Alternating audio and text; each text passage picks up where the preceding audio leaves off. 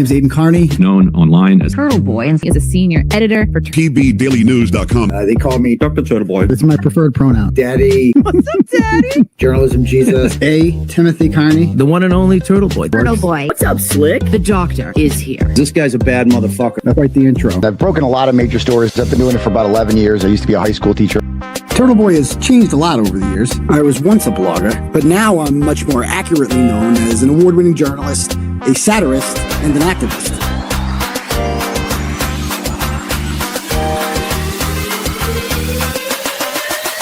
Boom! They're screaming your name here. You're the crowd daddy.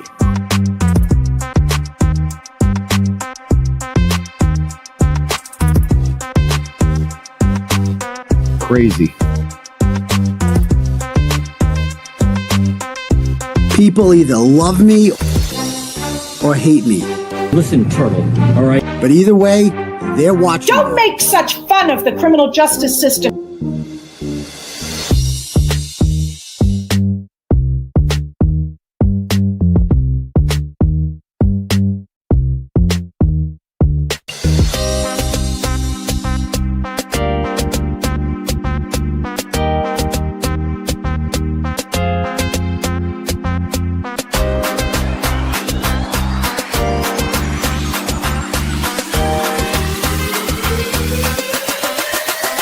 Stop it. I'm never gonna stop. This fight's just getting started.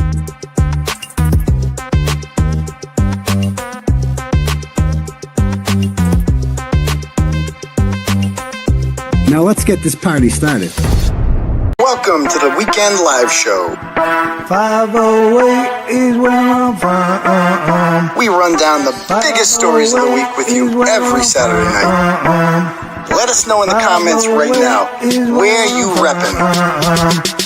𝗵𝗵 Junction, Canton, Worcester, Long Island, Manchard, South Florida, Webster, Malden, Framingham, Tucson, 𝗪𝗏𝗃, Salem, Gloucester, Moosop, Connecticut, Charleston, South Carolina, Roslindale, Moosop, Connecticut, London, Hanson, Glendale, Arizona, Lynn, Mapleville, Quincy. Food stamps, leave your clothes, buddy, and hey, you a funny ass guy, man. Have you ever heard of Turtleboy? Yeah? Are you a fan? 508 is where I'm from. Hey, what's up? 508 is where I'm from. How was that? You a freaking idiot. Stop telling people that I'm mentally deranged and stupid. Call me Aidan. He's more a doctor, but... Get out of my store, please. You're a fucking loser. You are a loser. You're not a journalist. You're nobody. You're not turtle hair. Don't make such fun of the criminal justice system. NFL on the house, blog that. Let's get this party started. Yo! Oh, shit. Hold on. Gotta pull this in a little. There we go. Classic. What's up on my face? Hold on. We gotta fix this. Hold on. Nope. That's a little better. Actually, that works. I don't know what that was on my face before, but no, a little more. Hold on. It's going to annoy me. It's going to annoy me. I can't do the show like this.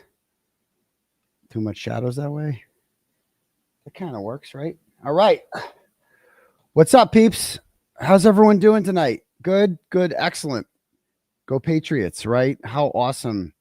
I understand my audience is like not really all New England based now like it used to be. All right. So we used to all agree, go Patriots around here, right?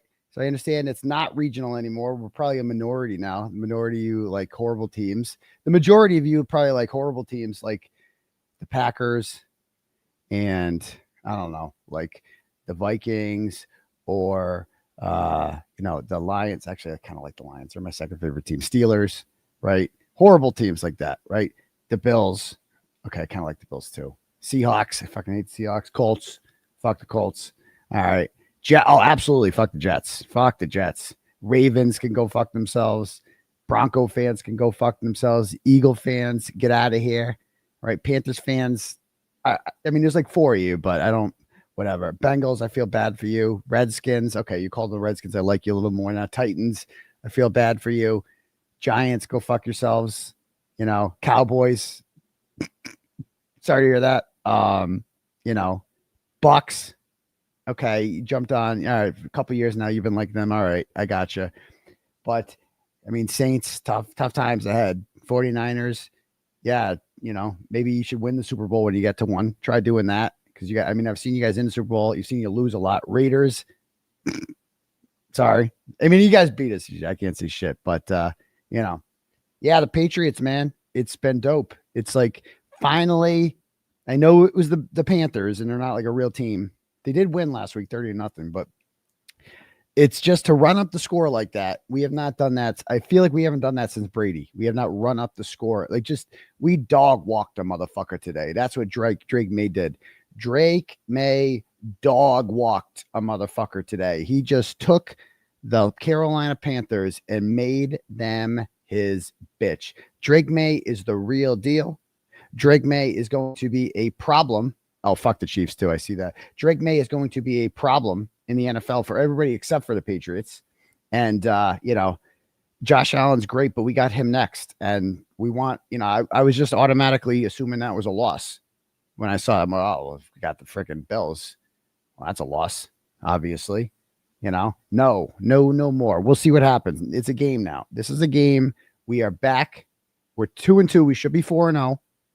Maybe 3-1. Definitely should have won last week. We didn't fumble the ball a million times, right? So we are 2-2. We have the easiest schedule in the world. I predicted 10-7 at the beginning of the year. I think that might have been not giving enough credit to how awesome Drake May is, because he's the real. Did I mention that? He is the real deal Holyfield. He's got a good head on his shoulders too. He's not like some punk, right, with an attitude. Like he's not Mac Jones doing the gritty, thinking he's big before he's not big. He's the real deal. So I am so fucking pumped for New England Patriots right now. So pumped, right? And the Red Sox are back too. I'm back on the Red Sox bandwagon. We're back in the playoffs, and we're playing the Yankees. Of course, we got the Yankees, who we fucking mercied this year. We talk about dog walking the motherfucker. It is going to be a pleasure to beat the shit out of the New York Yankees again. It's going to be the first time my son gets to see it. He's into baseball. I'm like, oh, this is the Yankees. You're like, if you were born after like 1998, you grew up thinking that the Yankees were cursed and that the Red Sox were like God's chosen team. Like I grew up, I was younger. I was born before that. So like I grew up thinking we were cursed, and then something changed. So the Red Sox are back. We're playing the Yankees. It's going to be fucking awesome. I don't think we're going to win the World Series. I think it's going to be Mariners against Phillies, unfortunately, in the World Series. I think that's going to be the two teams, but I think the Mariners are going to win the first one, but that's just me. Fuck the Yankees. All right, we're going to beat you guys, beat the shit out of them. It's going to be awesome. I don't know what the season series was, but we won by a lot. Notre Dame was looking good again. We're back. We've fully recovered from the first two losses. We're good to go. Everything's looking up Turtleboy these days. Things are looking good. So anyway, if you're new here to my program, this is not a sports program.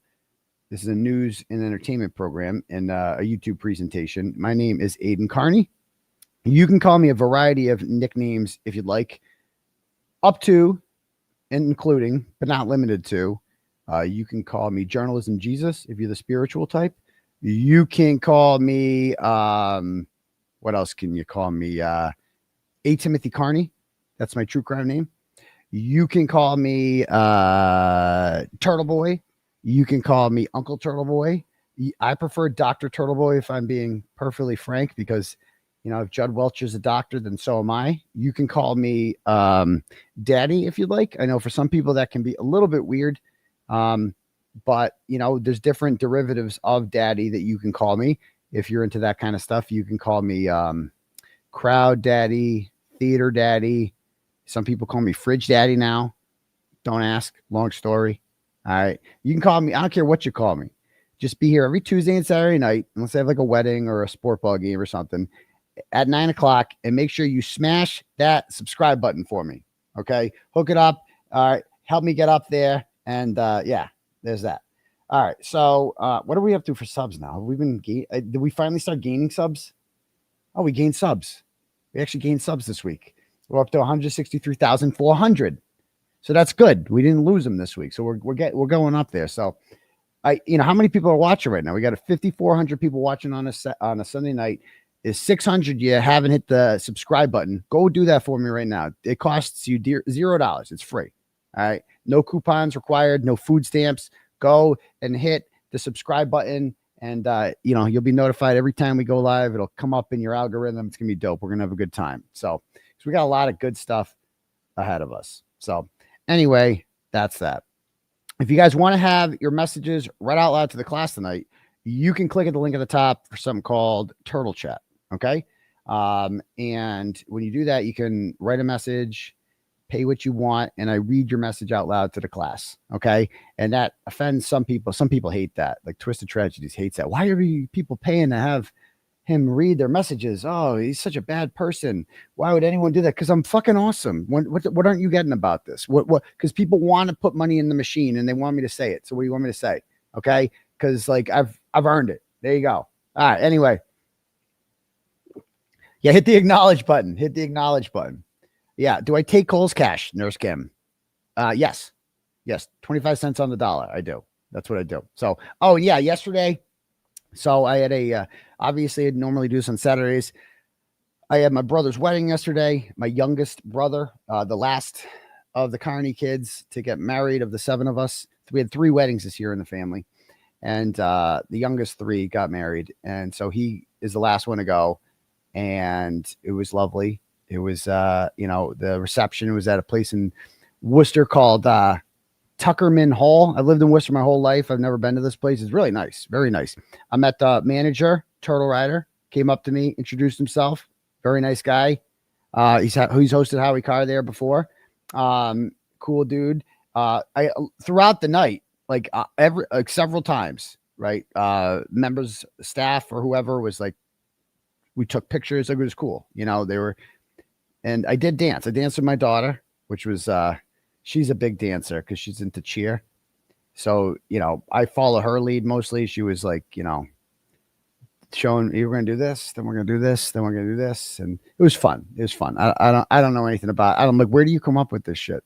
Where do you come up? She just comes up with these dance routines like on her own. And then I do them. And we had a good time. So, and I also met other turtle riders there.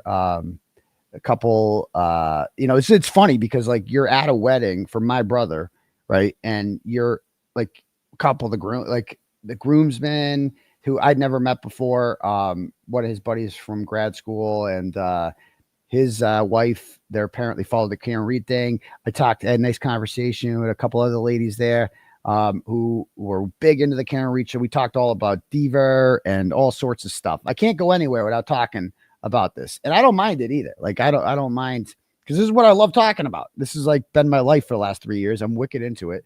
I can talk to anybody about it. It's what you guys all come here to do, right? And to hear me talk about all sorts of shit.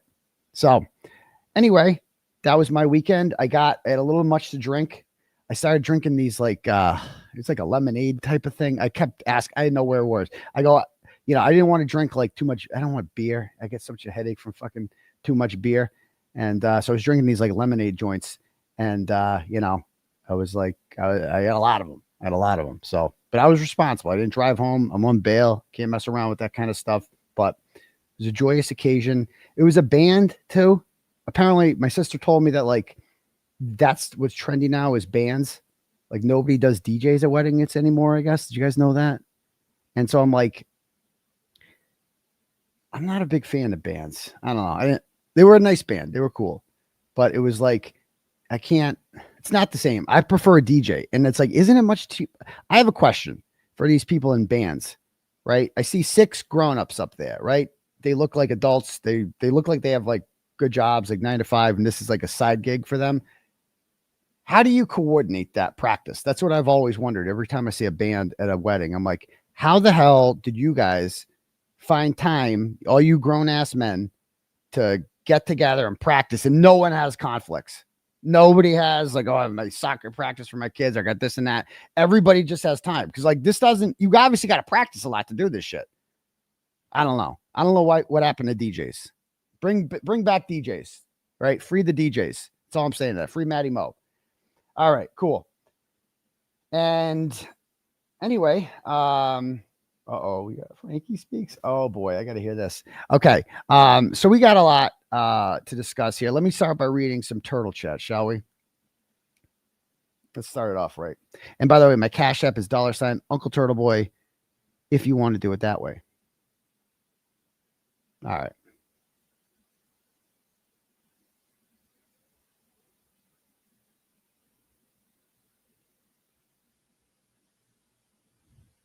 September 28th, right? Okay. Nancy sends $10 and did not post a comment. Well, thank you, Nancy. Okay. As someone, so this is $25 from Giardia is real. Okay. Now, disclaimer. There's certain things that I've already talked about that I'm not giving any more fucking light to. All I'm saying is just wait. Okay. That's it. Just wait. You'll see. I'm not saying shit. Wait. Just wait. And I keep tabs on everyone who has wronged me. Okay. Everyone who has doubted me. I would like to say that I've been doing this for 11 years now. 11 years. And if you read my book, which was written in 2019, right, you can go back and you can see the list of people who have tried to stop me, who have tried to take me down, who thought that this is the death blow, right? This is what's going to stop him, right? He can't come back from this. And we could go through the whole list if you'd like. You know, we can talk about, all the people who have sued me over the years and lost. We could talk about all the people who dedicated their lives to get me kicked off Facebook. And we had a Facebook page with 112,000 followers that I drove traffic, that we used to drive traffic to the website. Nuked. Lost that page, lost 40 more pages after that. We could talk about people getting me kicked off for Google AdSense, and I couldn't make any money on turtleboysports.com. So I had to start an entirely new website called tbdailynews.com. Okay. We can talk about, all the people who I've had to get restraining orders on, who've done death threats to me, right? Attempted to get criminal complaints on me, attempted to get restraining orders on me, all because I talked. I could go on, and I will actually go on. And then there's all the people who tried to fuck with my personal life. There's all the people out there. And Krusty Panties ain't the only one. Oh, no. All the people, but she is obviously a big part of it.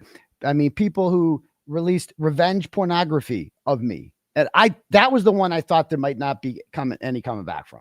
That was the one where I'm like, oh, this is, there's no coming back from it. Like, that's, how do you ever show your face after that? Right. And then you're just like, fuck it. You just own it. You're like, yep, that's me. And it's fucking bigger than yours, isn't it? And you just fucking own it. Right. And you can't hurt me. No matter how hard you try to fucking hurt me, you can't hurt me ever. I will always come back stronger. There is nothing you can do to me.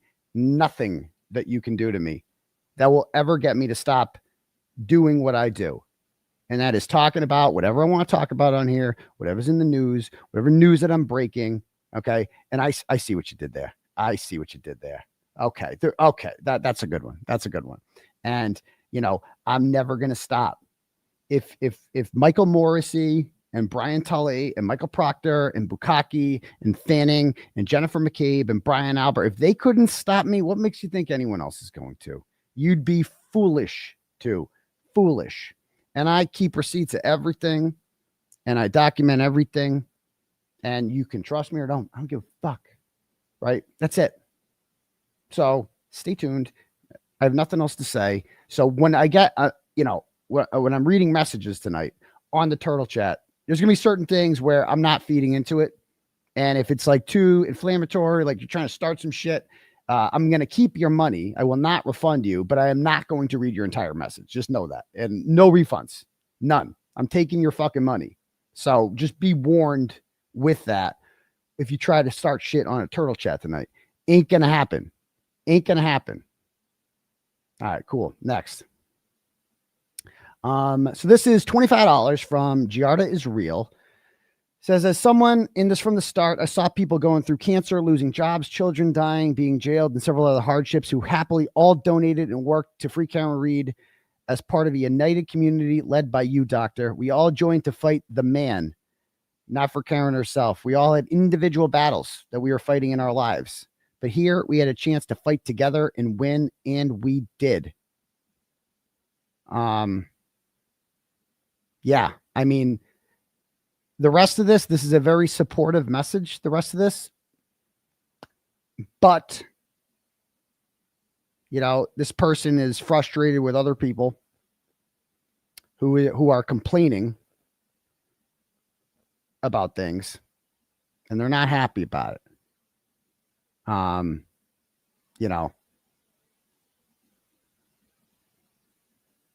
So it's like, I could read this whole thing, and I appreciate the support from this person, but I'm not trying to start anything here. So I do want to tell that 𝗬𝗲𝗄𝗃 is real, whoever you are, that I do appreciate the kind words that you said there, but I'm just trying not to start any shit tonight. You know what I mean? I'm not trying to inflame everything, because I'm so sick of the divisiveness. Who the fuck, the guy that called up the other night on Nurse Kim's YouTube presentation, I forget his name, from Canton. I don't know if you guys heard it. It was fucking awesome. It was just awesome. And I forget his name. Anybody remember his name? He called in at the end of the Nurse Kim program, and Jay from Canton. And maybe I'll play his clip if somebody wants to send me Nurse Kim show and that specific clip, because his message was great. It was great. And it's like, bro, this is all a fucking psyop. This is all a distraction. Do not let these bad faith actors change the fucking subject and cause division when we need to be united. Period. That's it. Like, do you think the battle's over? You think it's fucking over now? I got 105 years in jail potentially ahead of me, right? John O'Keefe doesn't have justice yet, right? Be weary of anyone trying to sow division right now, period. And I'm not feeding into it. I appreciate the turtle chats, but as of right now, I don't feel it's responsible for me to continue to, inflame or kind of like get the flames going anymore. I'm going to do the opposite. So thank you. Olivia's Ghost Tour sends $10 and goes, that sounds as legitimate as a ring camera footage of Karen running over John O'Keefe. We are with you, Doc. Either produce it or shut up. Again, this is like, I appreciate the support. I don't want to like turtle chats to like call out specific people and start shit. I get it. I get why I appreciate the support. I do appreciate the support. I'm just not looking to feed the flames tonight, if you know what I mean. And that's my decision. You can call me whatever you want for that, but it's just not what I'm doing tonight. So I appreciate the support. They go on to say that these motherfuckers have lost their mind, and I'm sorry you're dealing with all this. Love you. Well, I appreciate that, Olivia's Ghost Tour.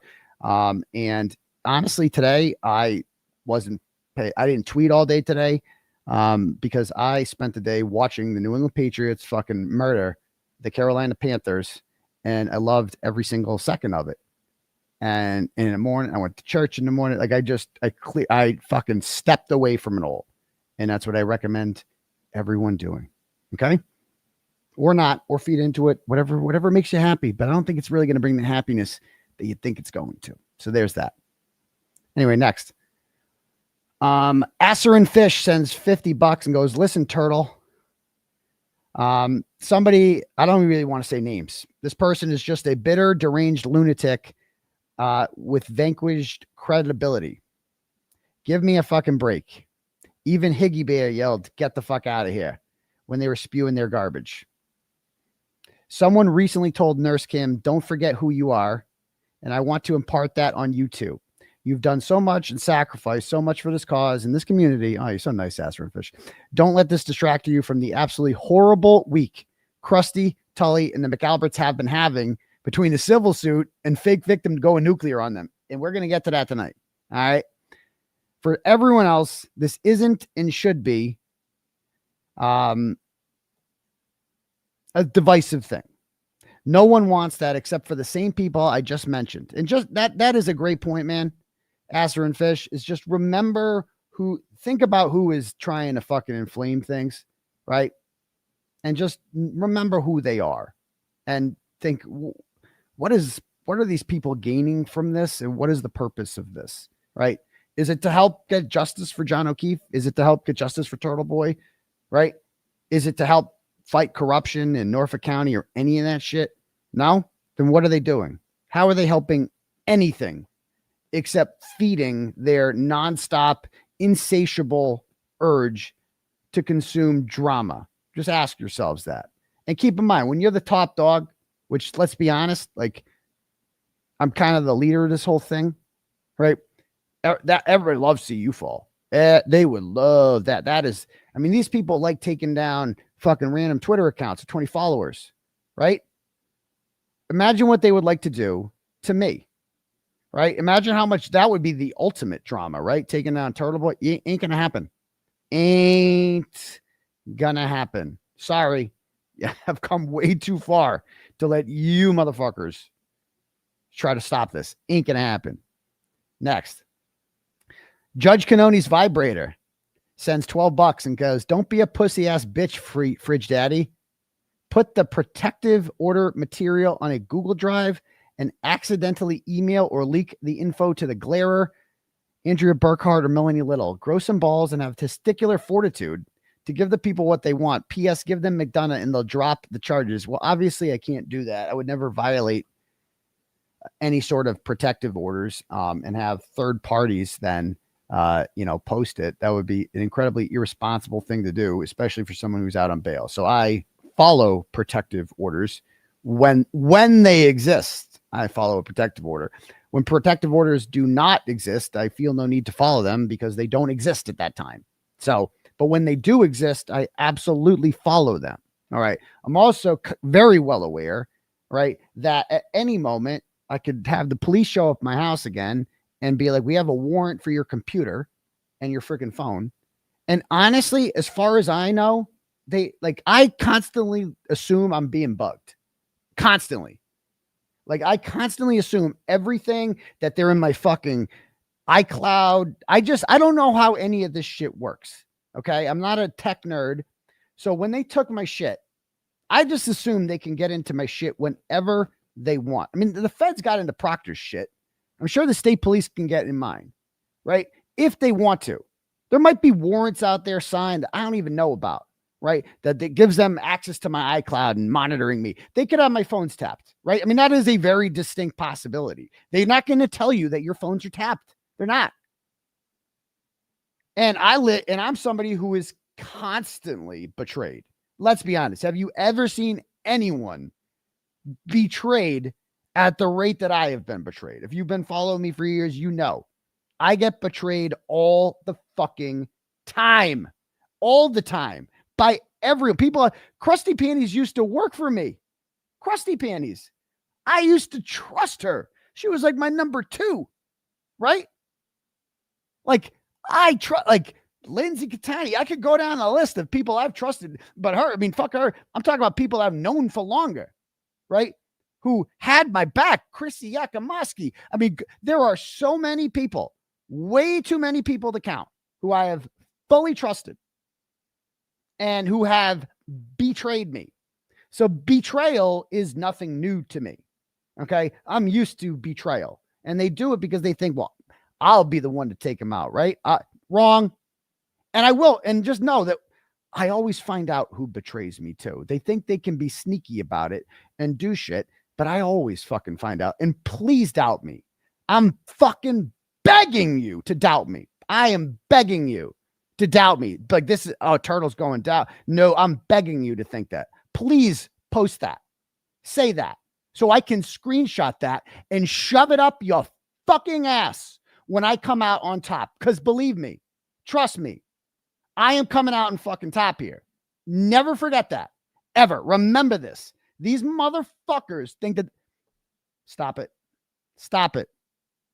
So yeah, I just constantly assume that any fucking text message I send, anything I write, and anything I talk about is being monitored. Even on the Signal app, I just assume it is being monitored. Literally, and it's sad that you have to think like this.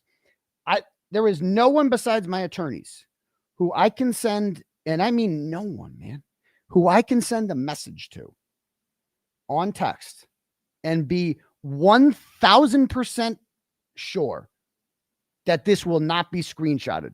There is nobody. There is no one I can send that to. And that's no disrespect to any of my friends who, whatever. I don't trust anyone. No one. Don't take it personally. I don't trust fucking no one. Right? I know that, and that not just you. I could be fucking monitored. I don't know.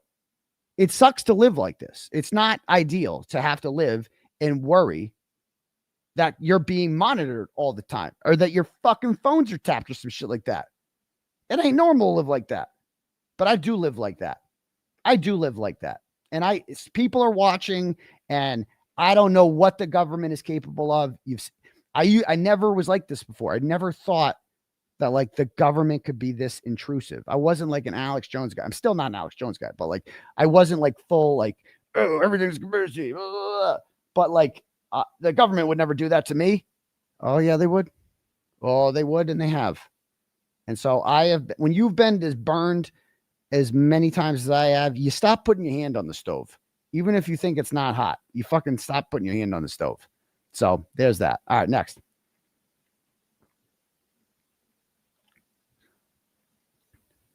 All right. Cassandra sends $11 and goes, listen, Turtle, we got you and we love you. Well, thank you, Cassandra. Thank you so much. Appreciate that. Tori sends $10 and goes, turtles are way better than koalas. I mean, it's true. I don't even get what a koala bear is. I don't get it. Are they even carnivores? Like, how do they even survive? It's like pandas. Like, I don't get how pandas are still a thing and why we want to. I mean, I guess they're cute and shit like that, but like, why would God make a fucking bear like that? It climbs trees and is huge, and it's such a pussy. I don't get it. I don't get koala bears either. I don't understand why they're around. I mean, I get it. They climb trees. I don't know if they're fast. Maybe Australia just doesn't have like scavengers. Like we have a ton of scavengers, predators in, North America. And maybe there just aren't many. I know there's dingoes, but dingoes don't climb trees. So I don't know what eats koala bears. But anyway, thank you for that. Patricia sends $5 and goes, you make me laugh every night, and that's all I care about. The drama will die down. Just keep being funny. Well, thank you, Patricia. Nan sends $5 and goes, hi, doctor. So yeah, again, Nan, it's like, is you start that? I don't think that's Nan Gallagher because it was only $5. And so it's also like starting shit. So I'm not Nan. I'm taking your $5. I ain't reading shit, and you go fuck yourself. Do it again. Send me more money. Watch me do the same thing. Angie sends $10, goes, listen, Turtle, I'm sorry you have to deal with all this drama lately. Keep your head up. You got this. Hope you have a great week.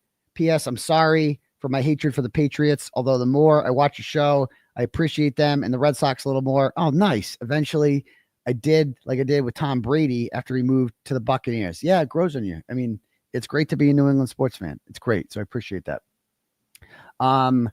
Colleen sends $25, goes, love you, doctor. I love you too, Colleen. Chris from Arvada sends $10 and goes, no disrespect, Turtle Boy, but why do you call it a meal of food? We just call it a meal, or let's go get some food. You got to watch the Canton, C.F. McCarthy's incident. It's a line from Old School that Will Ferrell says one time. So I can't say that, it wasn't original, but I just started saying it on that, when the McAlberts confronted me and attack me like wild banshees outside of CF McCarthy's after we're getting a meal of food. It just came organically when I said that. So that's why people started calling me that. All right, give me 1 second.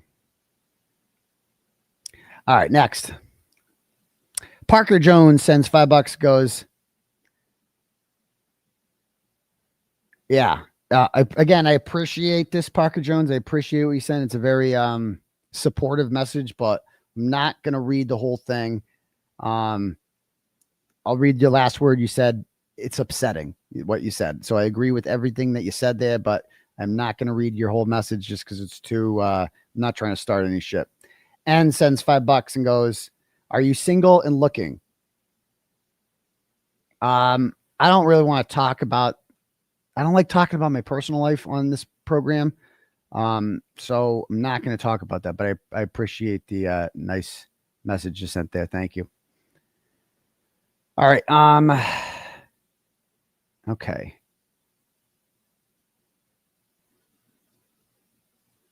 Next. We got a bunch of messages here. John sends $25 and goes, I haven't given money in a while.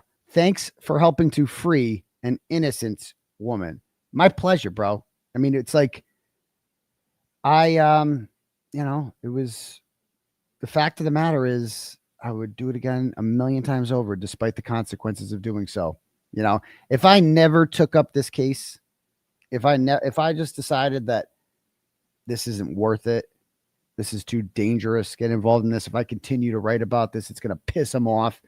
If I continue to accuse these people of being involved and complicit in the murder of John O'Keefe, they might arrest me. You know, I wouldn't ever. I mean, I could have done that. I could have just not done anything and just quit, right? But it's the wrong thing to do. I did the moral and ethical thing.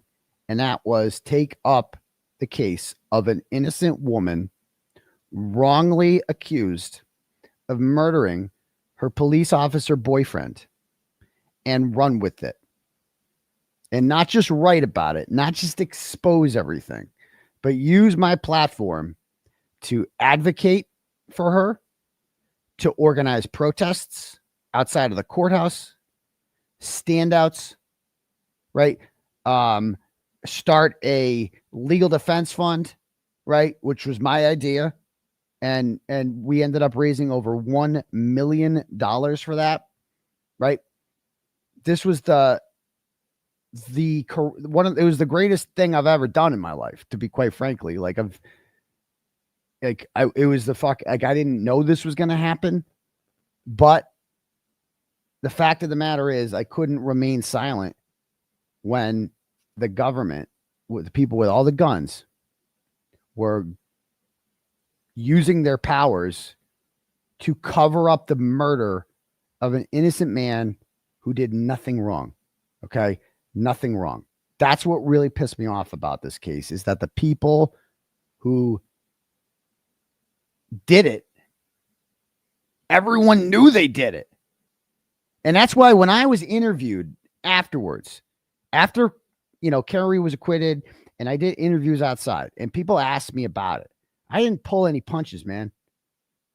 I made it very clear and I didn't sugarcoat it. And they would ask me, so what's next? I'm like, well, the people who murdered John O'Keefe are free. And they would ask me, who killed him? Oh, Brian Albert, Brian Higgins, Colin, and Jennifer McCabe, with the assistance of every single person who was in that house, who knew about it, who helped cover this up, and to the state police who looked the other way, or proactively people like Ken Berkowitz, who planted taillight and went out of their way to make sure that an innocent person went down for this. Because again, this all existed before me. This was all in court motions before me. Who was writing about it? Who was doing a fucking thing about it? Look at the picture of Karen Reed's arraignment when she walked into that courtroom in shackles, alone, right? Wearing, it looks like jeans that aren't even hers. Remember, she gets arrested at her house and she's got no pants, and I think they gave her fucking jeans. I don't know the story. They walked her in there with the Roman Coliseum. They walk you down there in the middle of it in chains. You look on her side, parents are there and her parents' friends. That's about it. No one else is there. Who's on the other side? Everyone. Every fucking douchebag in Canton is there. Laura Sullivan is there crying, looking fatter than ever. Jennifer McCabe is rubbing her shoulder, saying, it's okay. I'm here for you, girl. They're all wearing their Justice for JJ buttons. It's so offensive and so disgusting. And it pissed me the fuck off. That's it. I couldn't believe these people had the audacity to be showing up like this when they did this. Okay. And I was not going to allow that to continue. So I started a fucking movement and we filled those fucking court. Karen Reed was never alone after that, was she? Right. That courtroom was filled with her supporters every fucking time. At the September 15th hearing, go and watch the tape. She got a fucking standing ovation when she walked in the courtroom.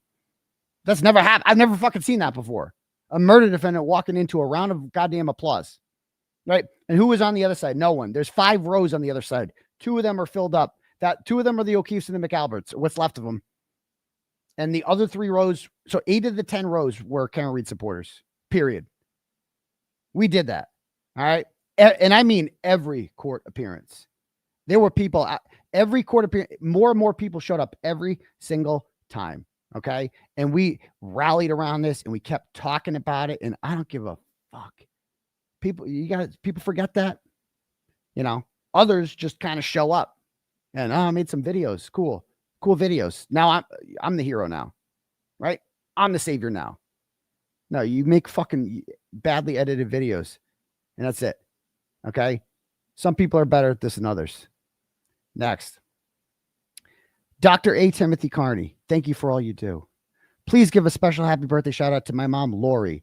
All my friends think she's a hot widow. She hasn't aged a day. Nice. She's been a fan since I introduced her. I didn't mean the widow part. I mean, that's a little sorry, but you lost. She's been a fan since I introduced her to your content and thoroughly looks forward to each presentation. She's the best mom ever and deserves the happiest birthday. 49 forever. Sorry if my message was too long. Love you, Turtle. Never change. Well, thank you very much. You're the shit and you look great lately. Keep the hair longer. I do kind of like the long hair again, just not on the side. So, but I appreciate that. Thanks. Next. AZ Angie RN Mercer sends $25, goes, hey, Fridge Daddy.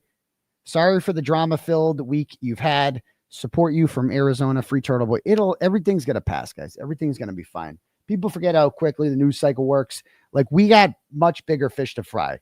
Like, we got Mega Motion. We got another motion coming, hopefully within the next couple weeks. That is going to be very, very beneficial, we hope, to my legal defense. And we'll just leave it at that. Next. Stupid April sends $10, goes, hey, Daddy, just a reminder, the real ones don't give a shit about Flipperhead or any koala motherfuckers. We love you forever. Keep standing on business and embracing these bozos left and right. Well, thank you very much. I appreciate that. I love the real ones out there. Appreciate that. Next, Jennifer sends $25 and said, hold on.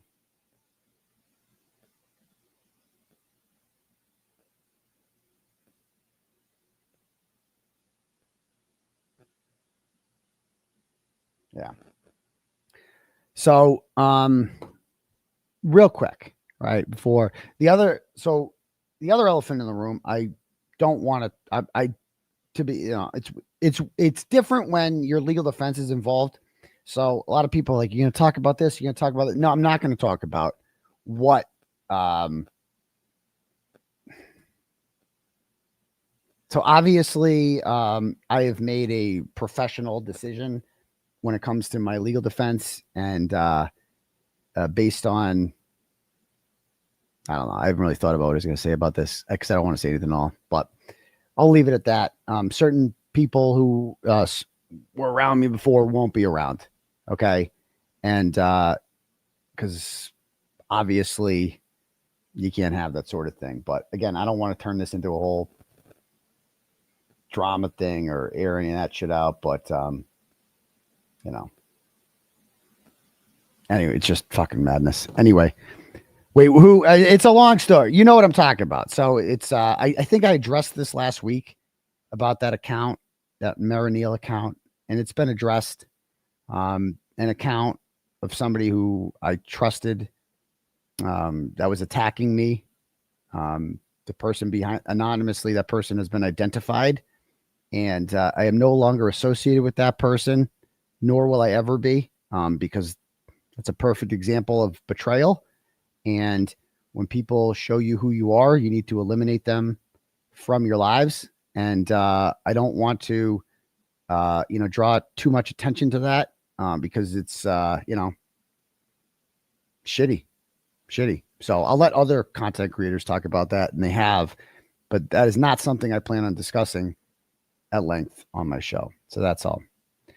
Next, Jennifer sends $25 and says, listen, Turtle, I'm sorry for all the betrayal this week. Stay strong. Success is the best revenge. That's exactly how I look at it, Jennifer. And we're going to have so much success in the next couple months that, again, everyone's going to forget about all this shit.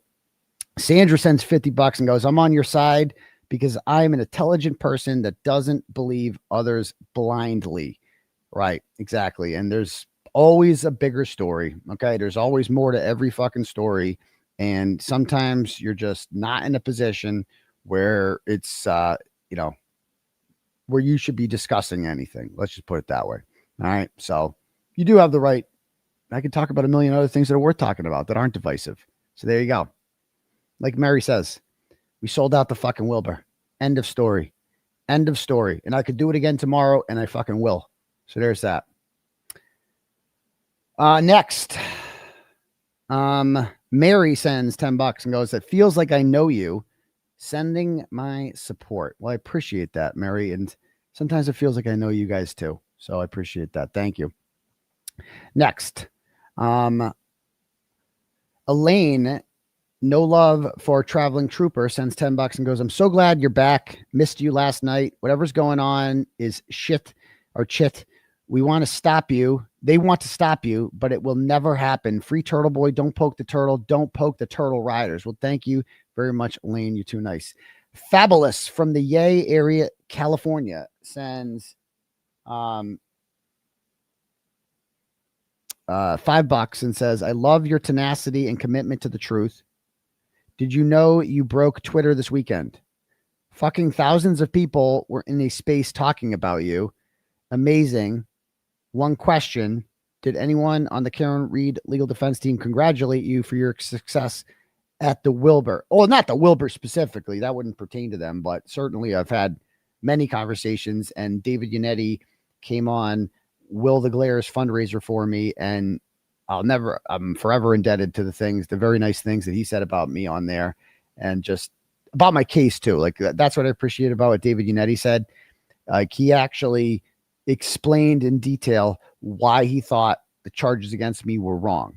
And he hadn't really talked about that before because obviously he had Karen's case going on, and it wasn't, and he didn't, you know, he wasn't my lawyer. So it wasn't appropriate, I guess, for him to discuss my case openly, especially when his client has her life on the line and all that. So I do appreciate the fact that afterwards he did that, as did Bob Alessi, right? As did Alan Jackson when he came on my YouTube presentation, as have, you know, obviously Nathan Reed said very nice things about me when he won on BLT's program. And then there was Bill Reed, who has publicly and privately said very nice things to me all the time. So there's that. And yes, like, yes. Do we read donations on the channel yesterday? Yes, we fucking do. We want that. That's the thing. And and you know what the funniest part is? You're going to sit there and listen to it. You're not going anywhere. So enjoy the fucking ride, because that's the thing. Yeah, these are donations and I'm reading them, but it's also content. You guys give me shit. Sometimes I don't even have a plan. You guys just send me fucking donos and I read them, and then I riff. And then next thing you know, I'm talking about all the things that I want to talk about anyway. And yeah, Kelly. Well, obviously we love Kelly Reed so much. And, Kelly shared something the other day that was so thoughtful and personal, and I really appreciated what she said to me. So thank you. Next. Lee from Plainville sends $10, goes, I'm sorry you got hurt by people you trusted. Success is the best revenge. And there's people out there that just can't handle it. They will try to bring you down before December 5th. Well, we're not going to let them. Lee from Plainville. So I appreciate you very much. April sends $5, goes, good for you. People needed to mind their own damn business. Yes, they did. Thank you. Monique Turtleroo, not a kangaroo motherfucker, sends $25 and goes, Aidan, you have so much support. You are strong. Honestly, your response to this situation has only showed me why I love you so much and why you deserve all the respect that you get. I loved how you came in hot and went off on these bastards on a Twitter space. Truthful, honest, strong, and takes no bullshit. Listen to Will. Keep your head up. You've suffered too much for such a decent bloke. Praying for you. You are loved and respected. Free the turtle. Well, thank you, Miss Turtleroo. Thank you for letting me know that you're not a kangaroo motherfucker. And that's no offense. I didn't mean to offend all you kangaroo motherfuckers down there. My turtleroos. I love you guys. But you know, some of you more than others. Okay. But next up, Angela sends $10 and says, hi, doctor. I realize and understand why you do not want to share details about messages sent to you after the Wilbur, but there's a lot of speculation. You know, and it's asking me, since you did this, you know, I appreciate the support, Miss. And I privately, I'll tell you right now that I don't know the answer to that.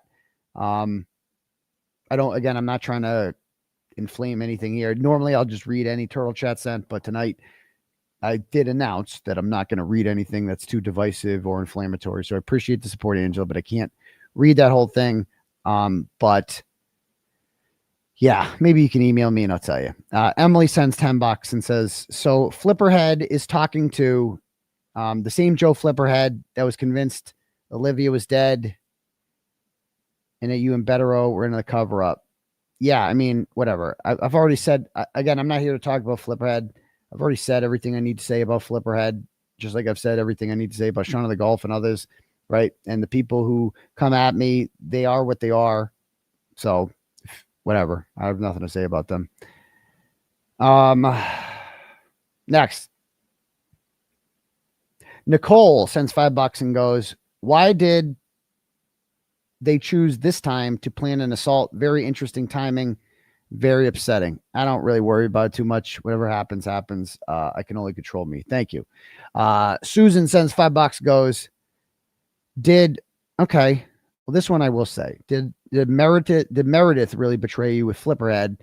The answer to that is resoundingly no. I want to make that very clear. She 1000% did not and had nothing to do with any of that and has completely adamantly denied it and has provided receipts that show that. So there's that. All right. Nothing to do with it. Just want to make that very clear because I don't like rumors. I don't like speculation. I don't like problems with people, right? Nothing to do with it. I want to make that very clear. Okay. Next.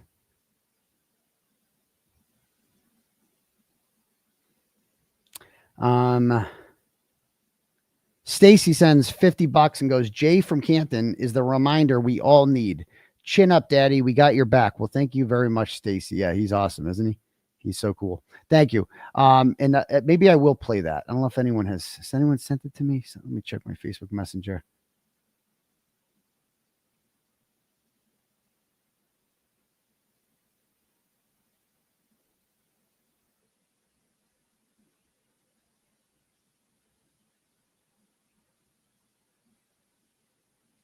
Hold on.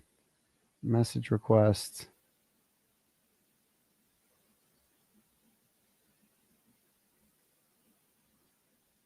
Yeah, if anyone has that, I'd like to play the Jay from Canton video. Oh, he called into the spaces. Oh, okay. I see. Maybe it's on Twitter. Let me see this real quick. I want to play the Jay from Canton thing because it's so good. Or does... Oh, Young Jerks got it on Twitter. So I'll go to Young Jerks. Hold on.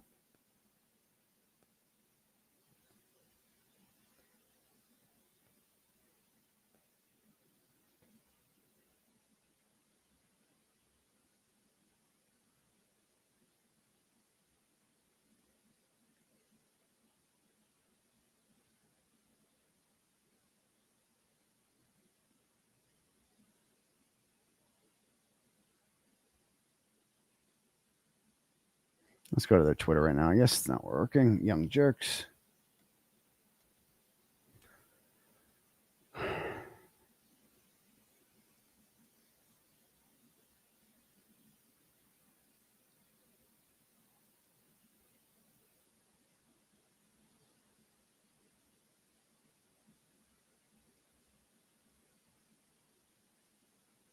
Oh, good. Boundless Millennials kicked off. That's nice to see. Okay, great to hear that. All right.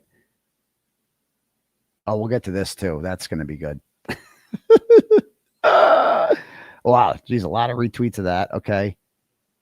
Where is it? Did he shared it somewhere on there? Oh, here it is. Okay. Let me see this. And I'll let it play through. Hi, Jay from Canton. Massachusetts. Hi, Jay. I've lived this drama. I knew John O'Keefe. I know Karen Reed. I I've been listening in and just trying to figure out what the hell the drama is. And frankly, I'm embarrassed. When I got involved in this, I knew John O'Keefe. I coached his adopted, daughter, his niece, and, felt horrible about the whole situation. Watched it from afar for a while. Been afraid to speak a lot because I know everyone involved. And when I start hearing all this, these are the shenanigans that ruin a movement, and kind of embarrassed about the whole thing. You tell them. I'll pause there and listen to what you guys have to say. Okay, next. He wouldn't have needed a fucking work charged. And I'm sitting in the background saying, shit, this is fucking wrong. My mother got her, they tried to take her friggin' tires off her car because she was one of the first to protest this bullshit. I think I know who did it. We're up against something that's historically horrible. Yes. And all I'm going to, ask all of you, content creators otherwise and everyone else, leave the petty bullshit at the fucking door. Content creation is great because it spreads the message and spreads the word. Thank you, Jay. When it gets to this point, all it becomes is divisive. And if you believe in the First Amendment and you believe in the other rights that everyone else should believe in, those in the U.S. particularly, all you're doing is breaking the movement. But we're not. And Joe, I'm going to say it like last time. I'll go on mute and I'll go away. Like I'm to the point where literally I don't trust a single effing person at the Norfolk County DA's office. Yes. Like literally, if my house was on fucking fire, I don't know if I called the Canton Police Department. That's how bad it's gotten. It's true. I leave it there. I love all the content creators. And why? Because they're exposing some truths that need to be exposed. What I'm pissed off about is the bullshit where it comes to Aidan said this, this person said this, and I get it. You get very personally involved in all of these, conversations and who said what and when they said it and this person and, all that crap. I've said it, I've spoken up on a couple of different shows. Great. I want to say to everyone out there, shit is fucked up in Canton, Massachusetts. And it's not just Canton, Massachusetts, it's the whole of Norfolk County. And so what are we trying to do? If someone gets arrested, what are you going to do? You're going to believe the detectives who are going in there, and they're also going in there and arresting people for putting rubber ducks on a fucking sidewalk? Amen. That's how screwed up it is. We join forces together to fight that. Yeah, exactly.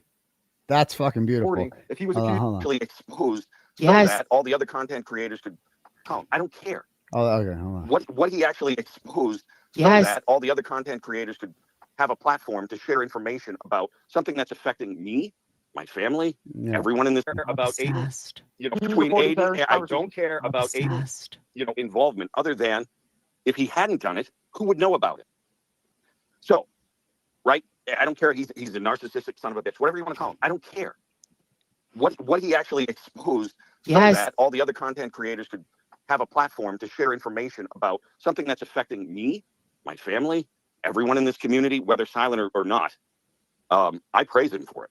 And I think he did a hell of a job doing it. What he's going Thanks, through, Jay. who the fuck knows, right? I mean, that's up between him and Karen. I don't care if he recorded, Joe, I don't care if he recorded something or not. That is between him and Karen and the other content creators. Go for it. Go for it. So you're okay with him just Keep your lying eye to you? on the- Is that what you're saying? What's that? You're okay with him just lying to you? Or do you want the No, truth? I'm not okay with anyone lying. Joe, I'm not okay with anyone lying to anyone. Okay, well, that's not what he I'm was saying. doing. That's Okay, what I'm well, trying to say. maybe I'm on the wrong, whatever, live chat thing. I have no idea. All I'm saying to you is if he hadn't exposed what he had done or what had happened in this town around particularly that instance, where would we be? And what his issues are with anyone in the world, and he has many, I'm just telling you from my perspective, I don't care. But what I am saying is I am appreciative of him. I And love, so I love all you, I'm gonna Jay. say to the I love you, content brother. creators, and there's a bunch of you here, is I don't give a shit about the content creation. I want you all to be successful in Fucking doing love what this. you're doing online and all that. I'm appreciative for you all putting the spotlight on something that's not only been an embarrassment to the town, but has, exposed the wrongs that are happening here, literally against the Constitution of the United States. So that's all I'm going to say. But I appreciate all you're doing. Keep your eye on the friggin' prize. Yes. Yes. Yes, indeed. It's like God, we needed to hear that. That was so good. It was just so fucking good. Like, I love how he kind of interrupted him and was just like, bro, I don't care. How I live in Canton. You live like you don't. Okay. You live far from here. Right. You don't have to live with these police officers around you fucking running our community. You're far away and just enjoying this drama from your fucking home. Okay. We got to live here. Right. We have to deal with this. We have to deal with the fact that when you get pulled over, it could be one of these scumbags pulling you over. And that fucking matters. And he took those people head on. And now you want to fucking destroy him over fucking drama? Because that's what this is. Drama. What the fuck do you care about any of this shit? What do you care? You don't know me. You don't know anyone involved in this, but you seem to care so much. It's fucking insane how much people care. Like, about people they don't know. Like, bro, you need a life. We got much bigger shit to deal with. So thank you very much for that, Jay. I want to kiss you on the lips, dude. You're the man. Thank you. Steven sends $5 and goes, please tell us what's going on. No. Stacy sends, let's see. No, we read that one. Philadelphia, the movie live on Broadway starring Dale LePage. Sends $15 and goes, take a LePage out of Dale's book and fuck everyone. Thanks, Jimmy. Whenever I see a Dale LePage reference, I know it's Jimmy. Thank you. $20 here from Kelly Murphy. It says, everyone needs to take a breath. If we stay divided, the other side is very comfortable. Let's get back strong and fight for justice for John O'Keefe and free Turtleboy. And the other side will be uncomfortable. We are stronger together. Exactly. Block out the noise. We love you, Turtleboy. Thank you. I like this one. Erica sends $5 and goes, in a world full of Lindsay Gatanis, be an Olivia Lambo. Absolutely. Thank you. Mary sends $5 and goes, KP is a solid number 2. Yeah, I mean, she probably smells like number 2, but I don't know about being a number 2. Okay. April sends $10, goes, hi, Turtle. Been with you a long time. I appreciate your realness. You're a good person with a good heart. I've actually been a lot more honest with myself and others just from listening with you. Thanks for being you. Thank you. You're very welcome. Stephanie sends $50 and says, head up. We love you. Well, I love you too. So much. I love all you guys. And I got a bunch of cash apps I got to read, and I will read them all. Okay. But I want to get into some other shit tonight. Okay. Let's get to some fun shit. Meanwhile, we are watching, because all this drama is distracting from much better drama. Okay. The 2 finalists in Ratchet Madness 2025 are going at it right now and spilling all the beans. The 2 people who came together, didn't know each other, came together over a mutual hatred of Turtleboy and conspired to put me in jail. And both of them are equally as bad. Some people are like, this one's worse than this one.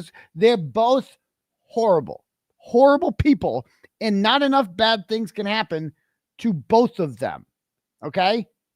And there is nothing either of them could do that could ever make me side with them, like them, whatever. One of them knows that.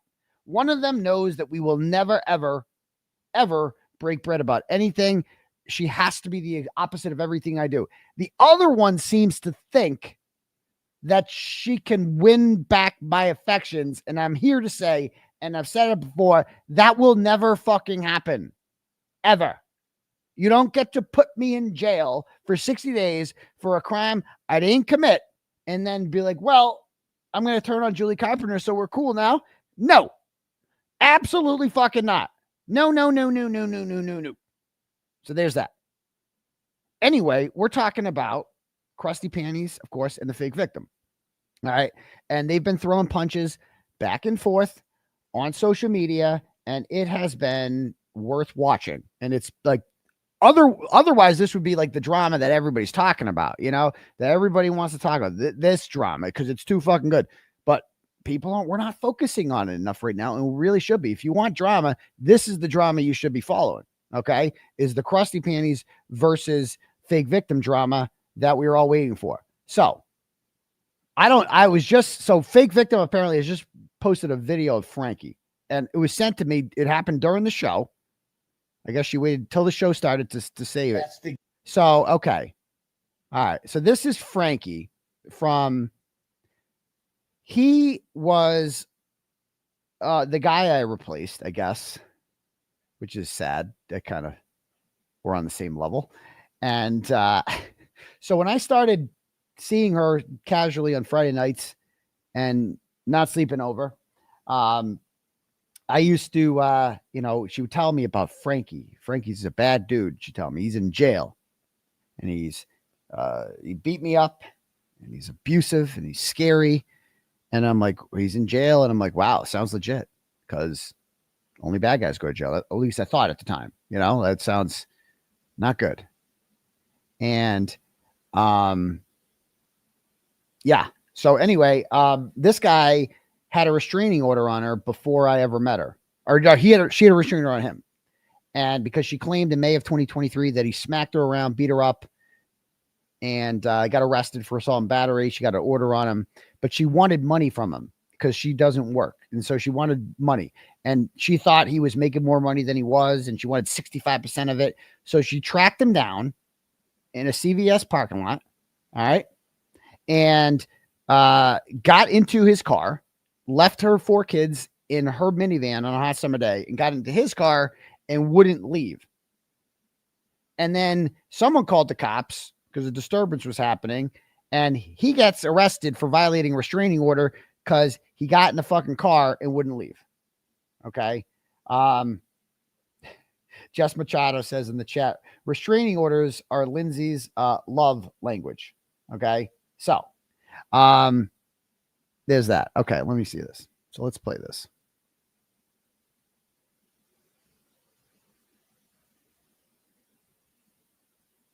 Kate, why don't you be a real fucking private investigator and find out where your kids are from fucking that you fucking let go when you were younger? How could you ever call yourself a mother? You're a motherfucker. That's all you are. A mother. You fucking let your kids go. Be a real PI. Find out. I gotta play that one more time. Kate, why don't you be a real fucking private investigator and find out where your kids are from fucking that you fucking let go when you were younger? How could you ever call yourself a mother? You're a motherfucker. That's all you are. A mother. You fucking let your kids go. Be a real PI. Find out. That was hilarious. If you know the whole history of Frankie. So first of all, how does the fake victim has that? Who was laughing in the background of that? And how did she get that video? Because she's got an order on him still. They still got charges on him. I'm sure she's taking him back. I'm sure, like, orders mean nothing to people like this. You know, it's just part of the courtship.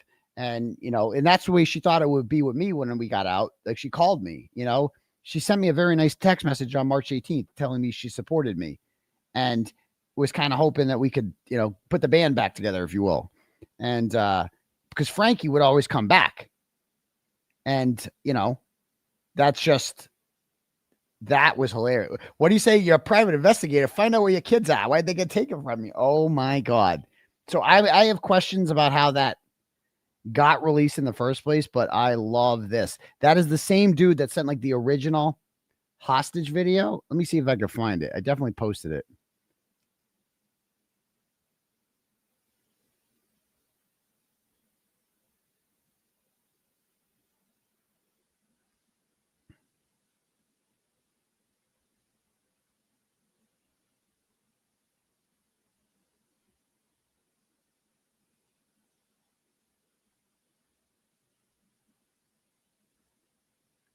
Hold on.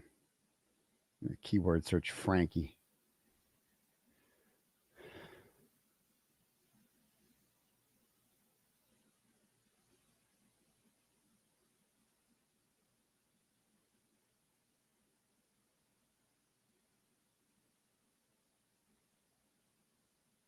I can't find it. If anyone has that video of Frankie doing, oh, actually, I found did oh yes, Shaun of the Gulf played it. Let me play this. Okay, thanks. He's finally useful for something. He posted this last year trying to expose me. Hold on. This is good.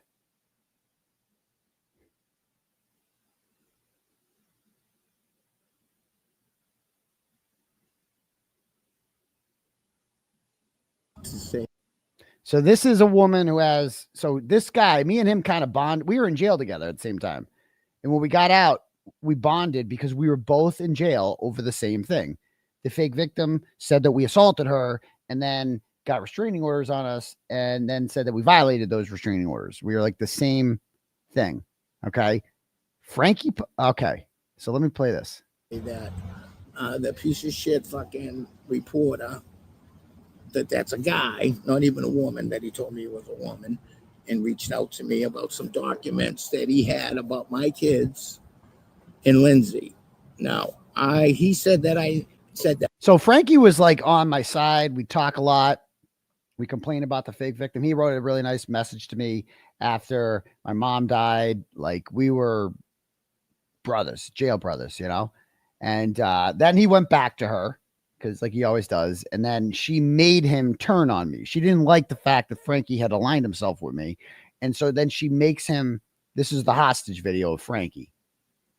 That I didn't know about him. I did know about him, and I told him that. And I told him, as far as saying anything about her being a mother, I couldn't.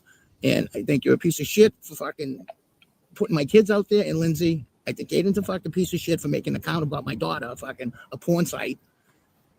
And porn site. If I had known all this shit, I wouldn't even have talked to either one of you fucking scumbags, because now it's personal.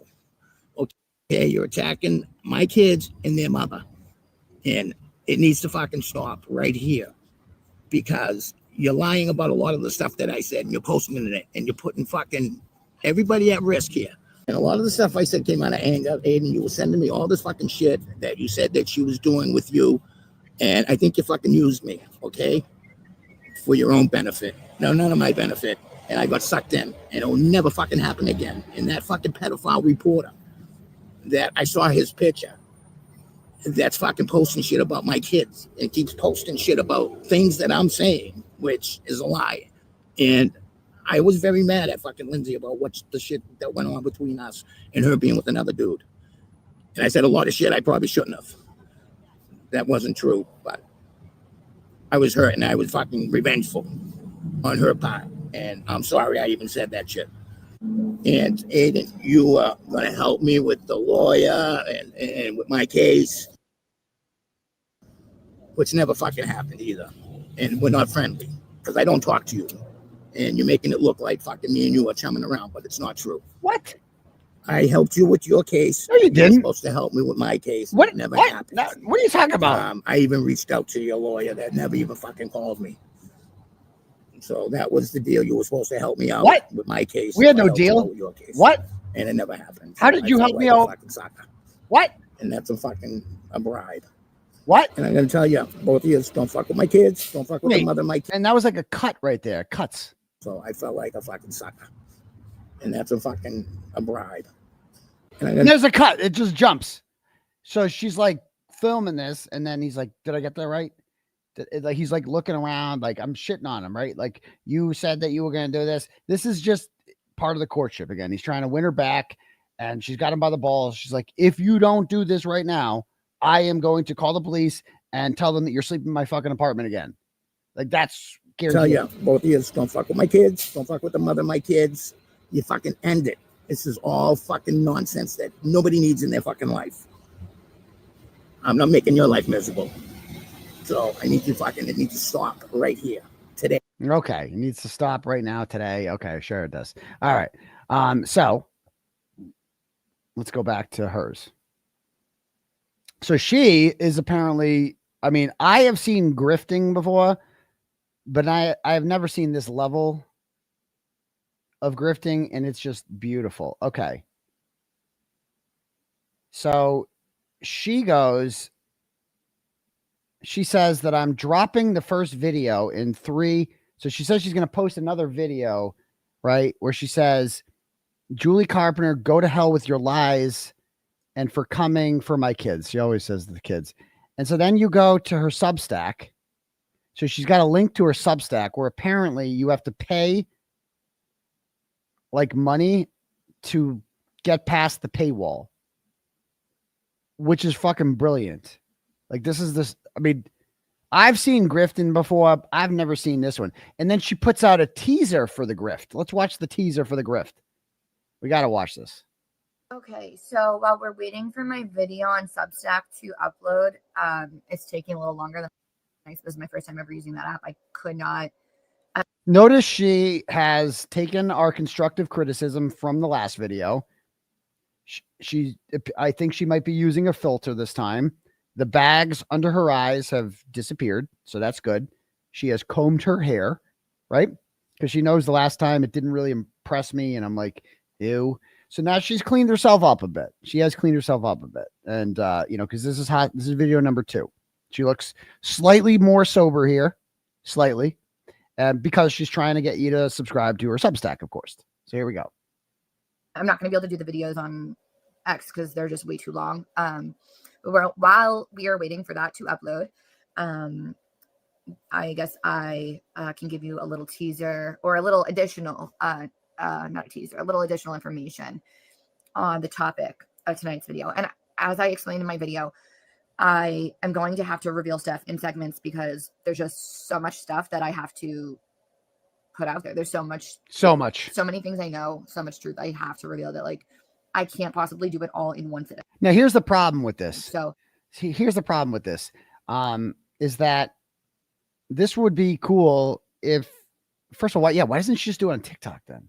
You know, this would be cool if she had any credibility, but she has no credibility. So most of this is useless. You know, if she's going to come in here and be like, Krusty Panty said this on this date and this and that, bro, you lied about being pregnant. Like, ain't no one believing you about anything. So like, it's cool. It's funny to watch, but like, it's not really fucking useful.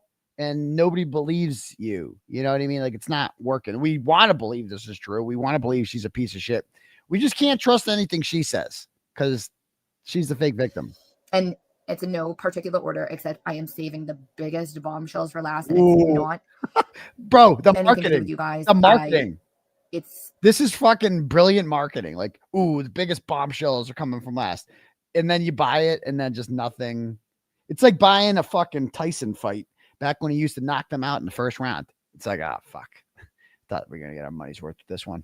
You know, buying the McNeely fight, like whatever. Like this is, you know, just fucking today, Junior.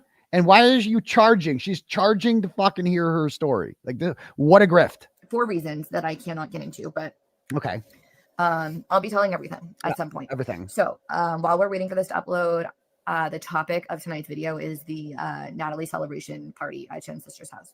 Ooh. And what Kate did to Colin Albert. Ooh, we already know what Kate did to Colin Albert. I wanted to add, hold on, my battery is dying. See, I'd like to learn more about the Natalie party that they talk about, but it's all just hearsay. She's going to be like, I said this, and then Krusty's going to be like, I never said this, and they're all sucky, you know?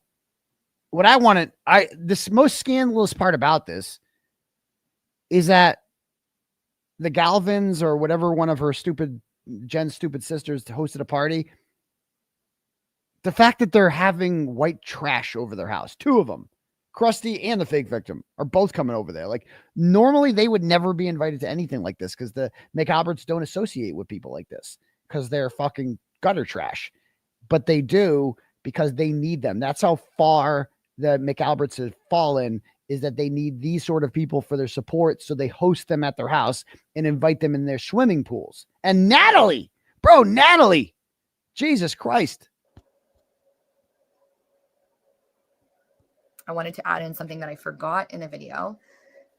In addition to this information that's in this story, in addition to what you already know about the fake information that Kate put out there to Turtleboy about Colin being a drug dealer, which we now know was never true. So there's that came from Turtleboy. See what she's doing here? She's trying to like win you guys over. Like, you know, I see guys in the comments that like people are saying would, you know, shit like that. You know, wouldn't recommend it. That's what I would say. Wouldn't recommend it. But you know, she's winning them over. Like she's trying to, you know, be like, oh, she's aligning with us. You know, she is aligning with us. She's quoting my fucking work now, quoting the things that we exposed in Mega Motion, like Better exposes in Mega Motion. Now, 2 documented instances of Kate making up information to try and harm Colin Albert. Third piece of information. Over the summer, there was a post, I guess, put out by Kate claiming that, I don't know exactly where down the Cape it was, but that Turtleboy and his girlfriend Meredith were following Colin Albert and his family. So I hadn't spoken to Kate for a long time after she... So that did happen. I'm like, remember that? I posted a picture of myself down at the little peninsula in 𝗵𝗵𝗲𝗄𝗃 there. And then 𝗵𝗏𝗏 posts like, breaking news, Turtleboy is stalking Colin Albert in 𝗵𝗵𝗏𝗃. And we knew that wasn't true. Like, everybody knows that's not true. Nobody took it seriously. But she's here to tell us, I guess, that that wasn't true, which we all knew wasn't true anyway. So what the fuck? Because I told Grant that Jennifer McCabe paid for her haircut, went nuclear in case 𝗫𝗏𝗫𝗄𝗃 scored. I hadn't talked to her for a long time. So I finally had spoken to her again for like one of the first times. I think it was because she actually messaged me about some drama between Meredith and Turtleboy, which I really didn't care about. But she told me the story about, well, I had seen a post about this thing on the beach down the Cape, alleging that Turtleboy and Meredith were following Colin. And somehow a conversation with Kate and I struck. I don't know if she called me. I called her. I really don't remember how it began, but I said, what the hell is going on with this? Like, I mean, is there any truth to this? Like, what's what? And she literally laughs, tells me literally, hold on. The whole thing was made up. What was made up? Sorry. She decided to just put this out there. There was no truth to it. What truth? But then wait, hold on. She proceeds to try and wait, I missed that. I was a little distracted. What did she say? Tell me out, Chad. What did she say that she I got ADD. What did she say that she gave up here?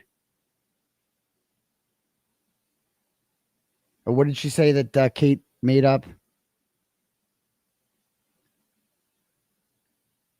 It's so weird that she calls you Turtleboy. Well, she used to call me something different, but well,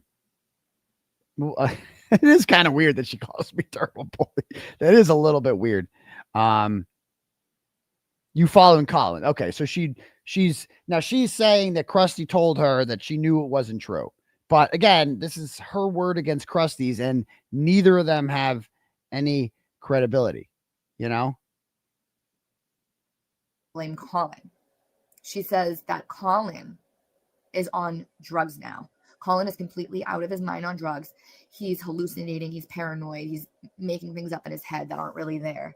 And that he is the one that made up the story about Turtleboy following him. Now, let me be very clear. I'm not trying to smear Colin. As you'll see in the video, I have met Colin. She's met Colin? Interaction with him ever in my life. I had nothing but pleasantries, nothing but good things to say about him based on that one interaction. Oh, good. So he didn't murder her. So he must be a good kid. Why the fuck is there ever a scenario in which this woman is meeting Colin Albert? For what purpose? Like, what purpose does Colin Albert have in meeting this person? What? She's some chick who got, you know, her crust stuffed a couple years ago, and Colin Albert meets her like she's a fucking celebrity. What is this? What is going on? I mean, I am saying this because not to perpetuate any rumors by Kate, but to call her out on her bullshit and let the Alberts know that this is the woman you're aligning with. She is purposely going out there and talking badly about your son, lying.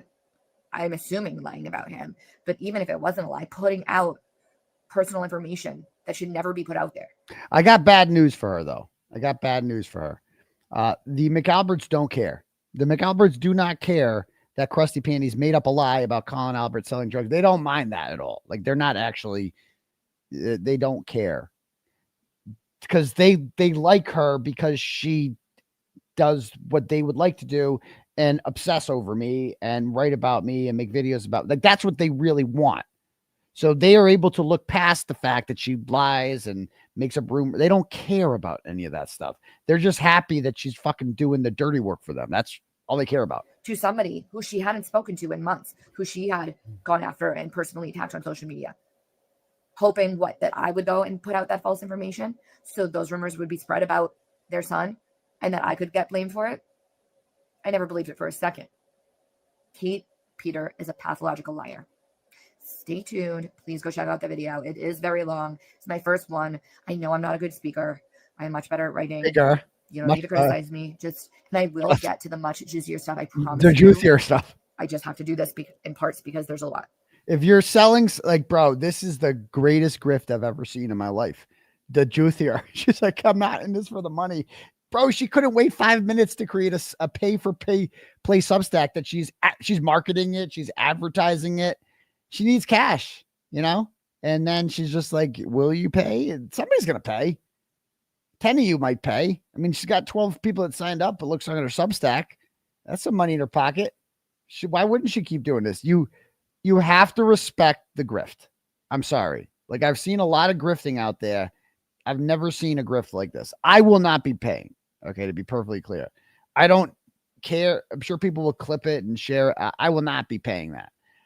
Because to me, this isn't like a good sell. She hasn't marketed enough for me. She hasn't given me a reason to pay. Like if it's just a bunch of, you know, oh, this is what I heard her say, it's useless because you lied about being pregnant and aborting baby Clay twice you aborted. She says just like she aborted him and she didn't really abort him.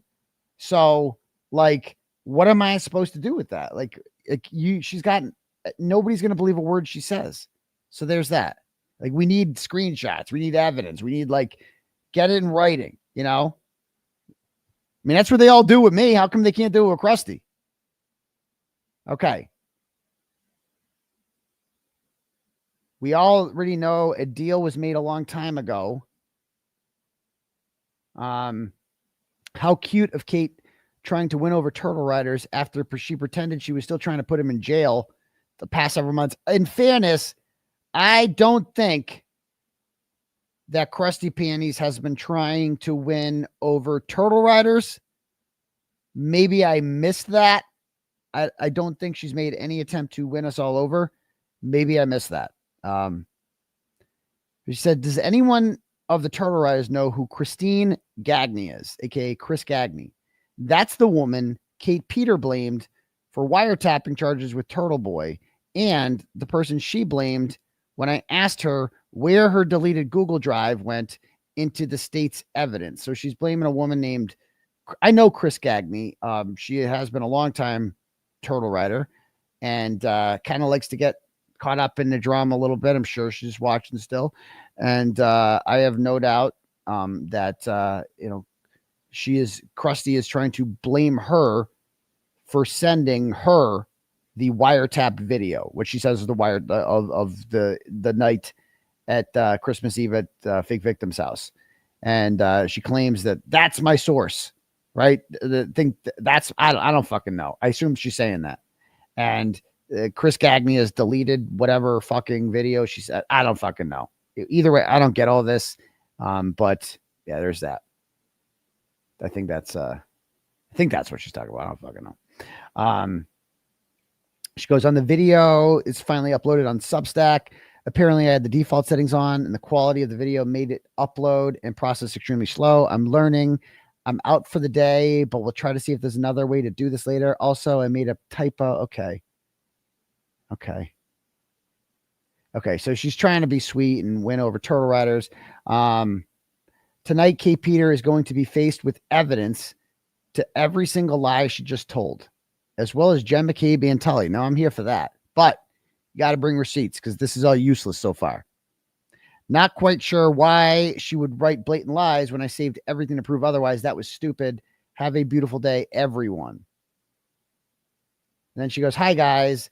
I can't post a video tonight, unfortunately, because I have a deadline to make by tomorrow. What deadline? This bitch is out here acting like she has a job. Deadline. What deadline? What? Oh, you know, the first of the month is coming up. Maybe she's got to fucking apply for Social Security. I don't know. Maybe that's the deadline. I don't know. So she posted her Substack, and then you click on that, and oh my God, bro, this is what it brings you to. You give me a break. You got to see this shit. She's like, so, like, I cannot believe this. Subscribe to watch. Like, dude, Somebody's paying for this. Ain't gonna be me. But you do, as a grifter, I have to take my cap off, and I will respect that grift. That is quite the grift right there. That's how you do it. That's how you grift right there, ladies and gentlemen. Okay. So does she have like replies to stuff? Let's see her replies.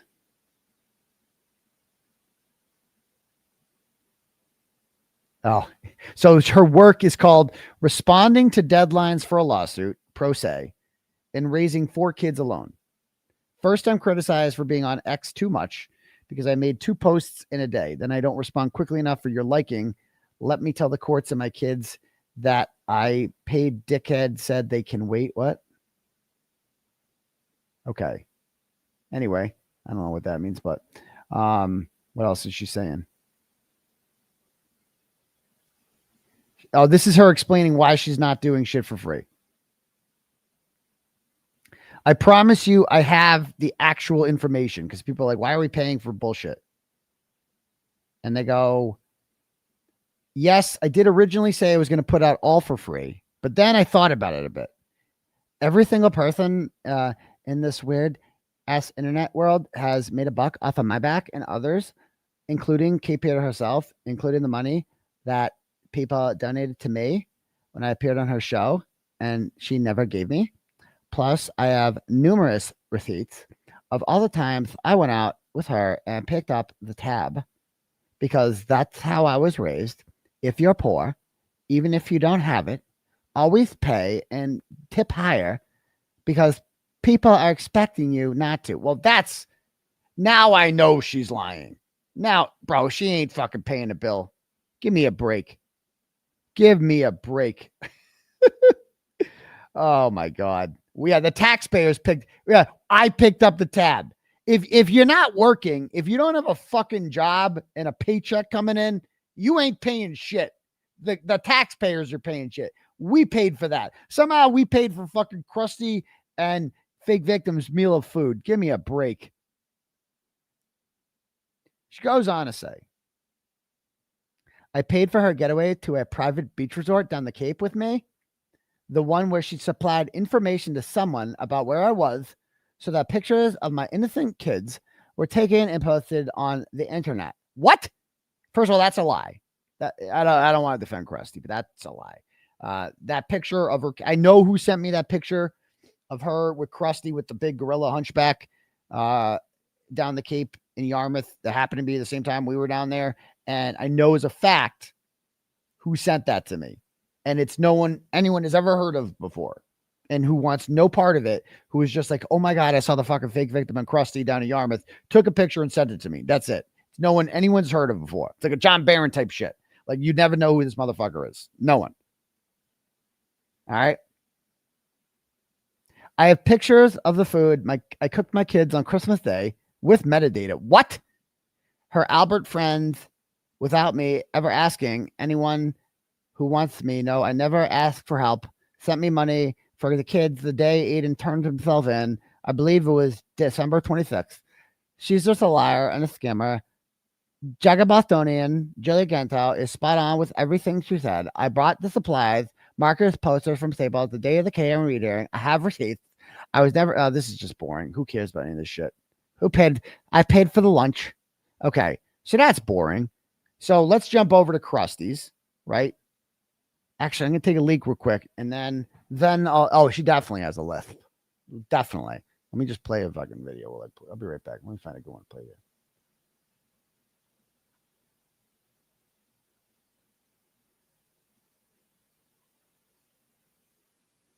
But I've never lost to him in court, right?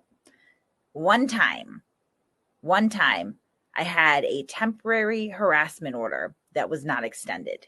Obviously, 3 years later, we can look back and go,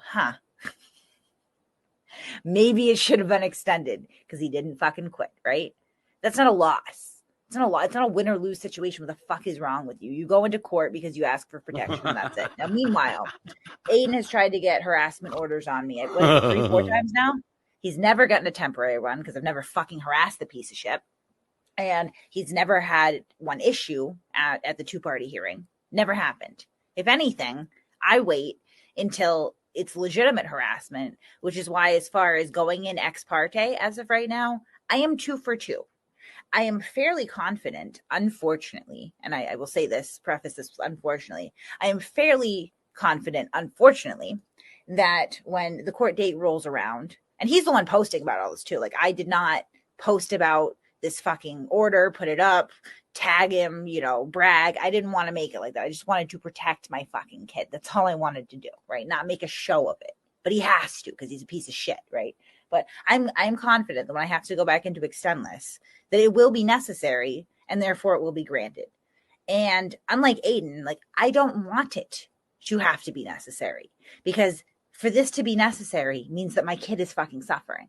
And I don't want that, right? I don't want that.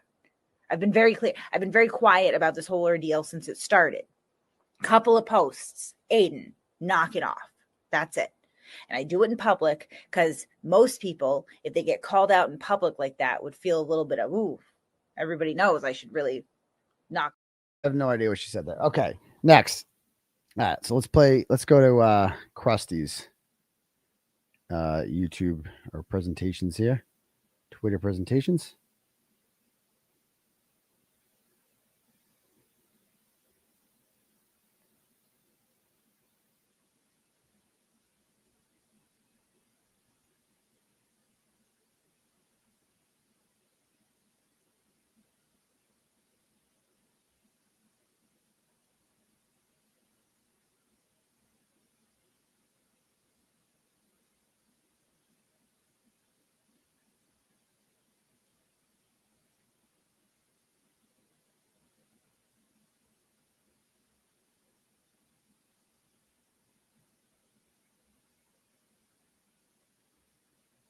Is this it? Okay, here we go. Here's the post. I love this post.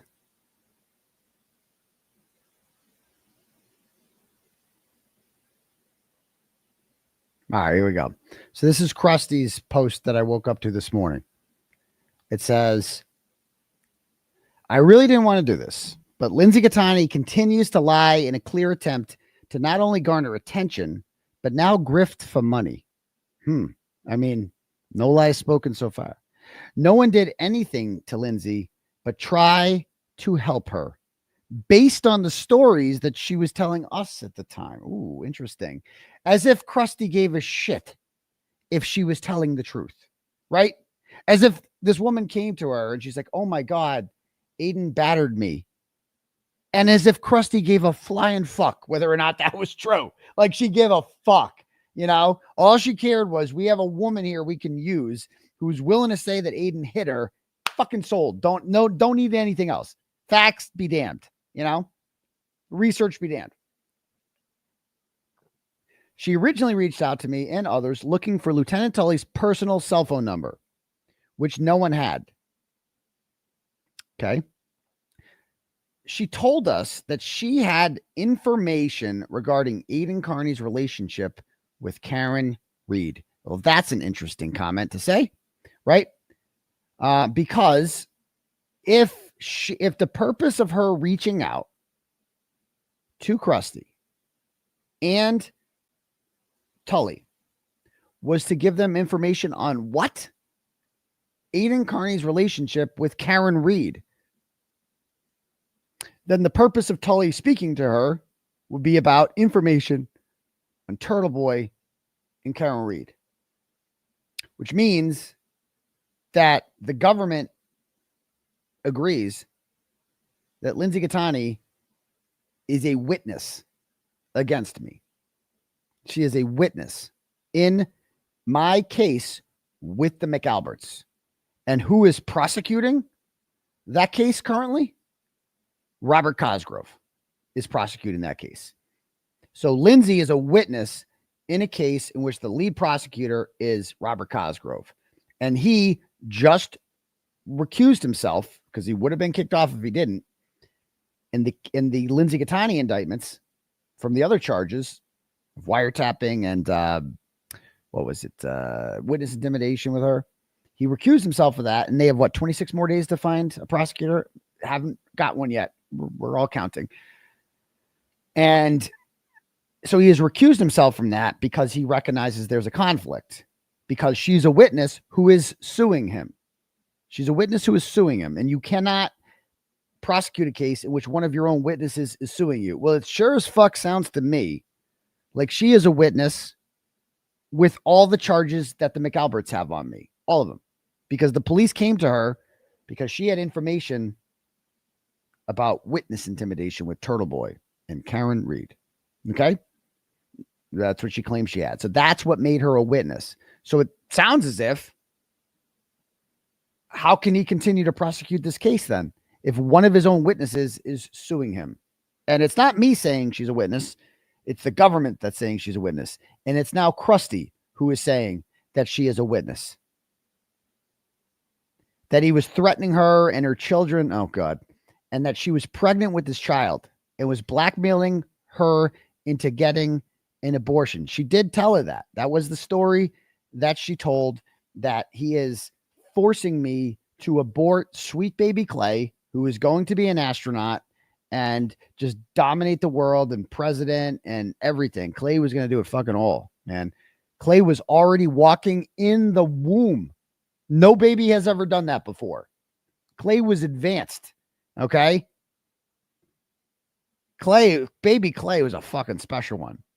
And he survived fetal alcohol syndrome. He survived multiple abortions. He was indestructible until he wasn't. There was only so much that sweet baby Clay could take. And so she goes to her and she tells her that I don't want baby Clay. How horrible of a thing to say. Okay. Was I thrilled about having sweet baby Clay? No. I was, to be truthfully told, that it was not the plan. Okay. The plan was to go over there on Friday nights and then get back to my real life. Okay. But then baby Clay showed up and shit changes. So my policy on that was, I am not a woman. Okay. I don't have the ability or the right to dictate to you what you should do with baby Clay. However, I do have a responsibility to support you no matter what you do. Okay. Whatever decision that you make, right?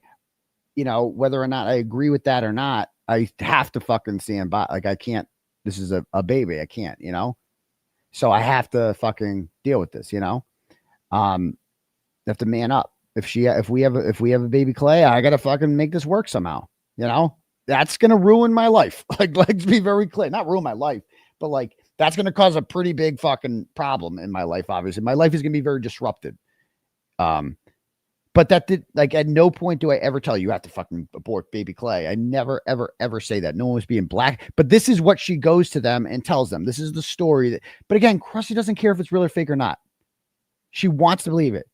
Exactly. I told her I wanted custody. That's what really offended her. And I would have gotten it. Look at her probate court docs. Of course I'm going to get custody. Full custody. Did you not ask her to take a pregnancy test? Yeah, she did. And she sent me an old pregnancy test from May of 2023 from a real baby that she aborted. Okay. So that's, yeah, it came with metadata. So there's that.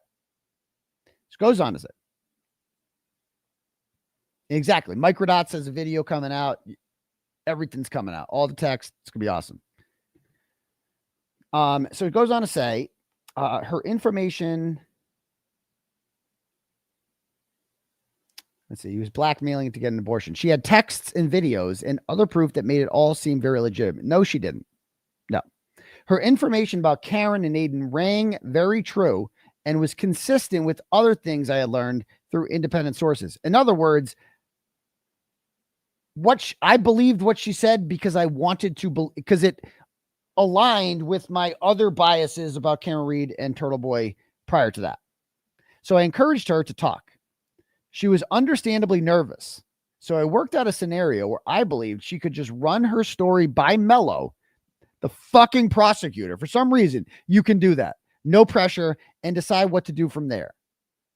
As if she came to Mello and was like, yes, Turtleboy is committing all sorts of crimes, as if Mello would have a fucking choice to be like, oh yeah, well, do you want to tell?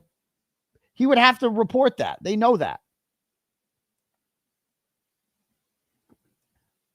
From there, she agreed to a police interview which resulted in an unexpected subpoena. Yeah, fuck around and find out.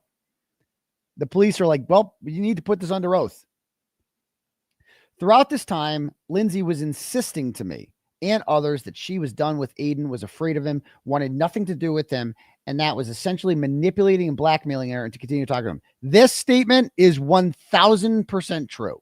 I want to be very clear. That is 1,000% true. She was deceiving 𝗪𝗏 and telling her that I am done with him from December 9th through December 23rd, right? She was telling him it was over. And I even went over there one more time for one last romp, okay, on December 20th. And she never told 𝗪𝗏 about that. While she was doing that, she's texting 𝗪𝗏 and saying, oh, I'm so scared of him. Oh, I think he's outside my house right now. You know, we know this because 𝗪𝗏 has posted the text messages on her YouTube presentation. She's like, oh my God. She wanted me to always send her gym selfies. She's posted some of these. She'd be like, oh, send me gym pictures, daddy. She loved them. I wouldn't just think to do that. Like, she's asking me, soliciting, constantly like, oh, send me gym pictures, daddy. And okay. And oh my God, daddy, you just want to, oh dude, it got really graphic. Okay. And so on December like 19th, I believe, around then, I go, guess where I am right now? And she goes, oh, where? I go, oh, your favorite place. And she's like, oh, the gym, daddy. Send me some you ever taken any? Send me pictures, daddy. Okay. So I did, because this is how the flirting was going at the time. And so she's doing this while she's betraying me. She's still asking for gym pictures and daddy and all this shit. All right. But what does she do with 𝗪𝗏? She takes the text message where I say, I'll show you right fucking now. Let's go to 𝗪𝗏's YouTube. Let's go to 𝗪𝗏's YouTube. She's got it up on her YouTube presentation. Let's go to that.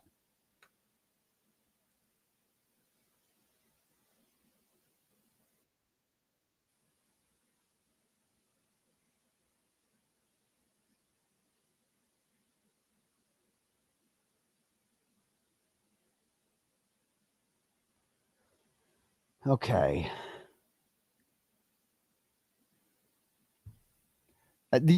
Considering the amount of videos like about me on here, it seems like she might be a little obsessed with me. It appears, maybe.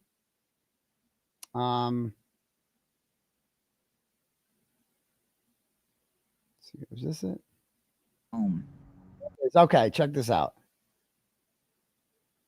So this is where she airs. Now, keep in mind, these videos, these text messages do not appear in the extraction that we got. Some of these, 𝗪𝗏's don't. Fake victims do, but 𝗪𝗏's disappeared. So we know that Brian Tully manually deleted several of these messages. It's undeniable that he did. Okay. Julie Carpenter is blaming the fake victim for deleting these messages, but the fake victim's actually right. If you delete messages, they still appear on a Celebrate report. Ask Jennifer McCabe.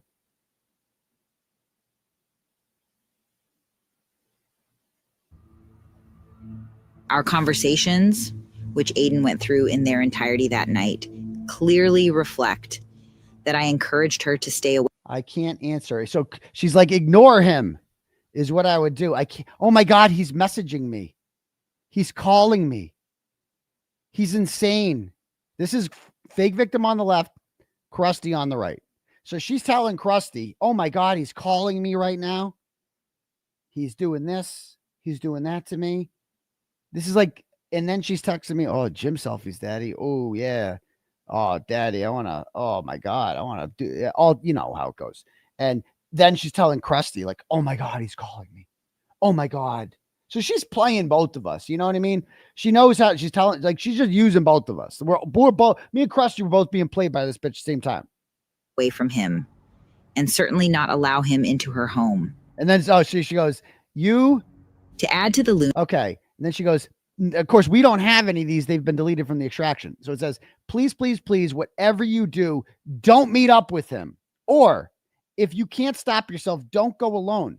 Men like him get desperate. and I don't want anything to happen to you. I'm not trying to be dramatic, but that's how a lot of Dateline episodes start. She sends this message on December 19th. December 19th, she sends this message.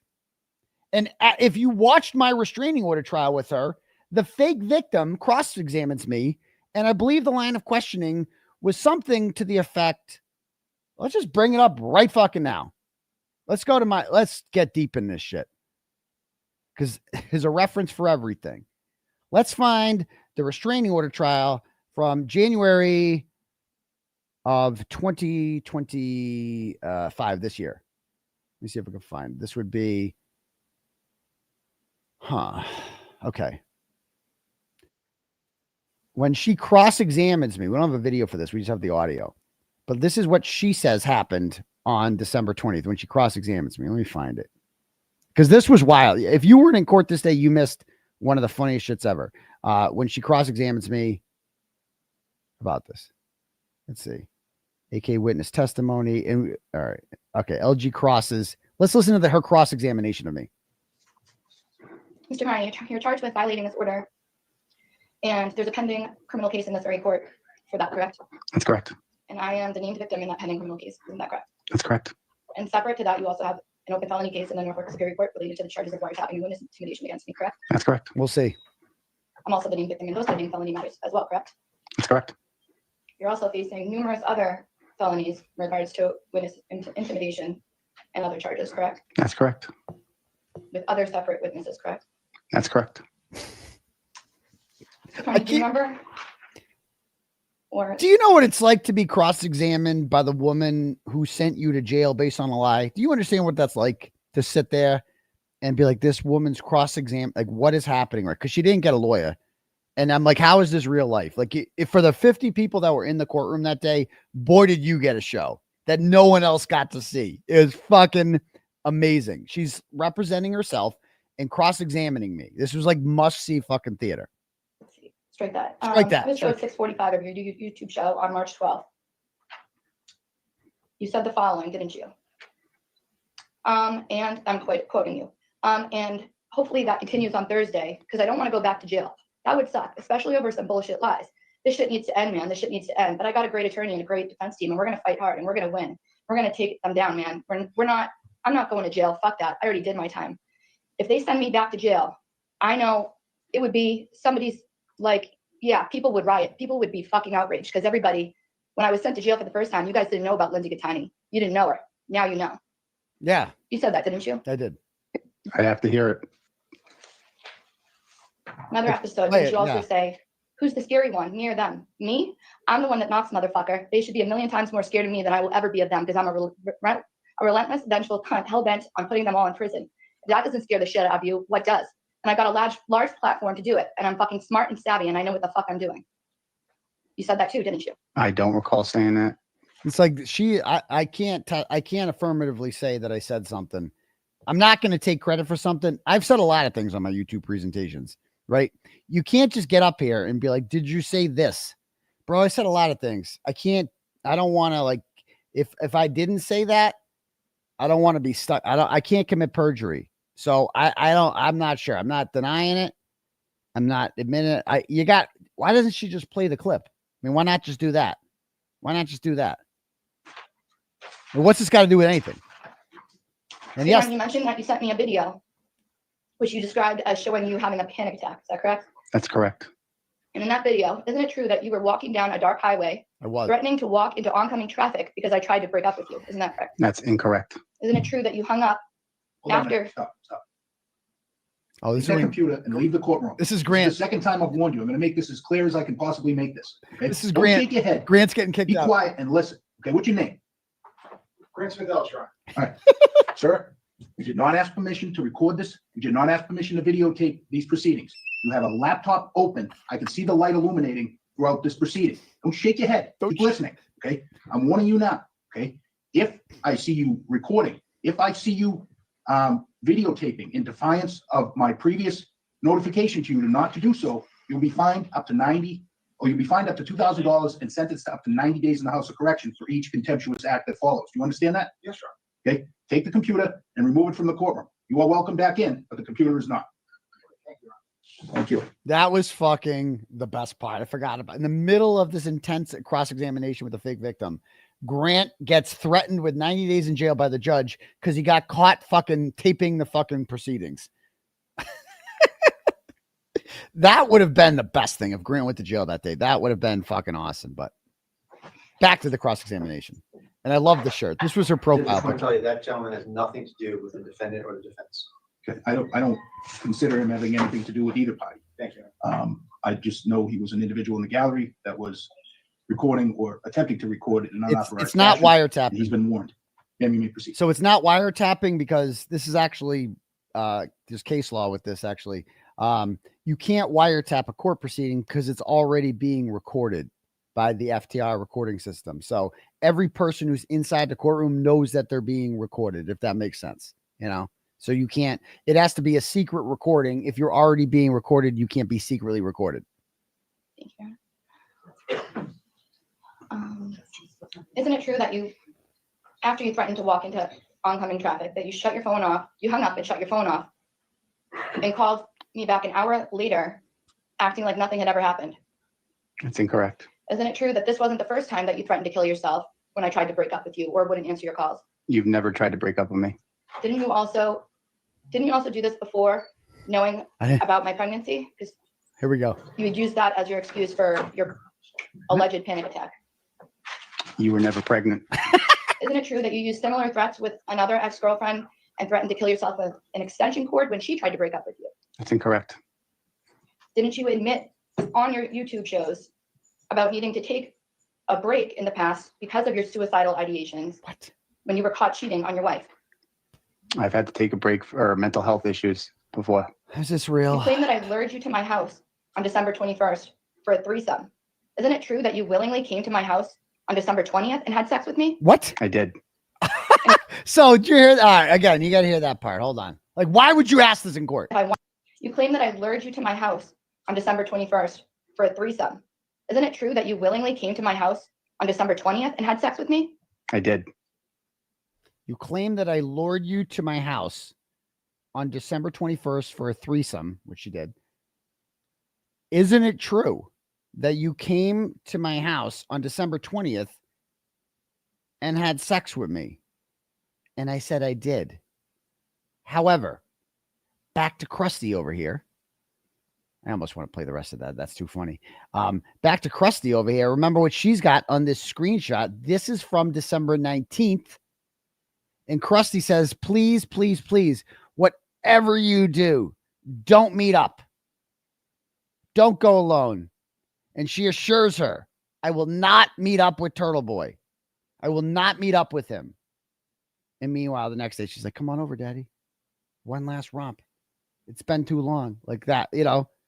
It's just like, bro, this chick is the master manipulator of fucking liar meets liar. That, like these two meeting each other. Just liar meets liar. Actually, let me listen to the rest of this. This is funny.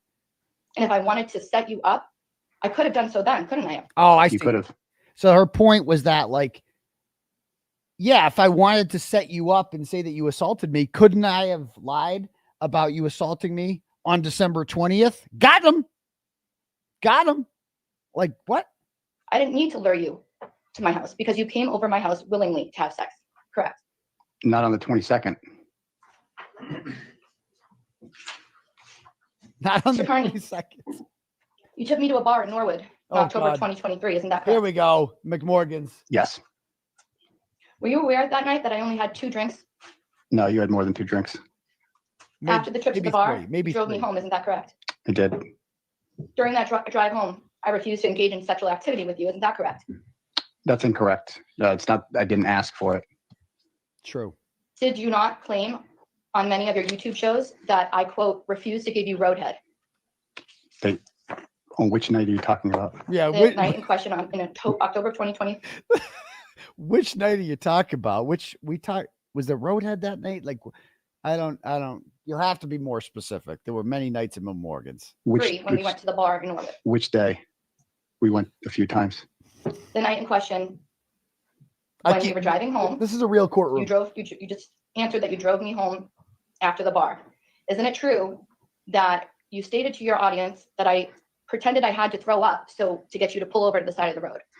You were berating me and telling me that. Isn't it true that you stated that I pretended I had to throw up? Your objection is sustained. You may finish your answer. You were berating me, dehumanizing me, telling me I was worthless and what a horrible person I was. And then you said that you had to throw up. And I pulled over, and that is the reason that there was no sexual relations in the car on the ride home. Isn't it true that after you pulled over and I got out of the car to pretend to throw up, what? That you stated that I ran down the middle of the street in the dark to try to escape from you?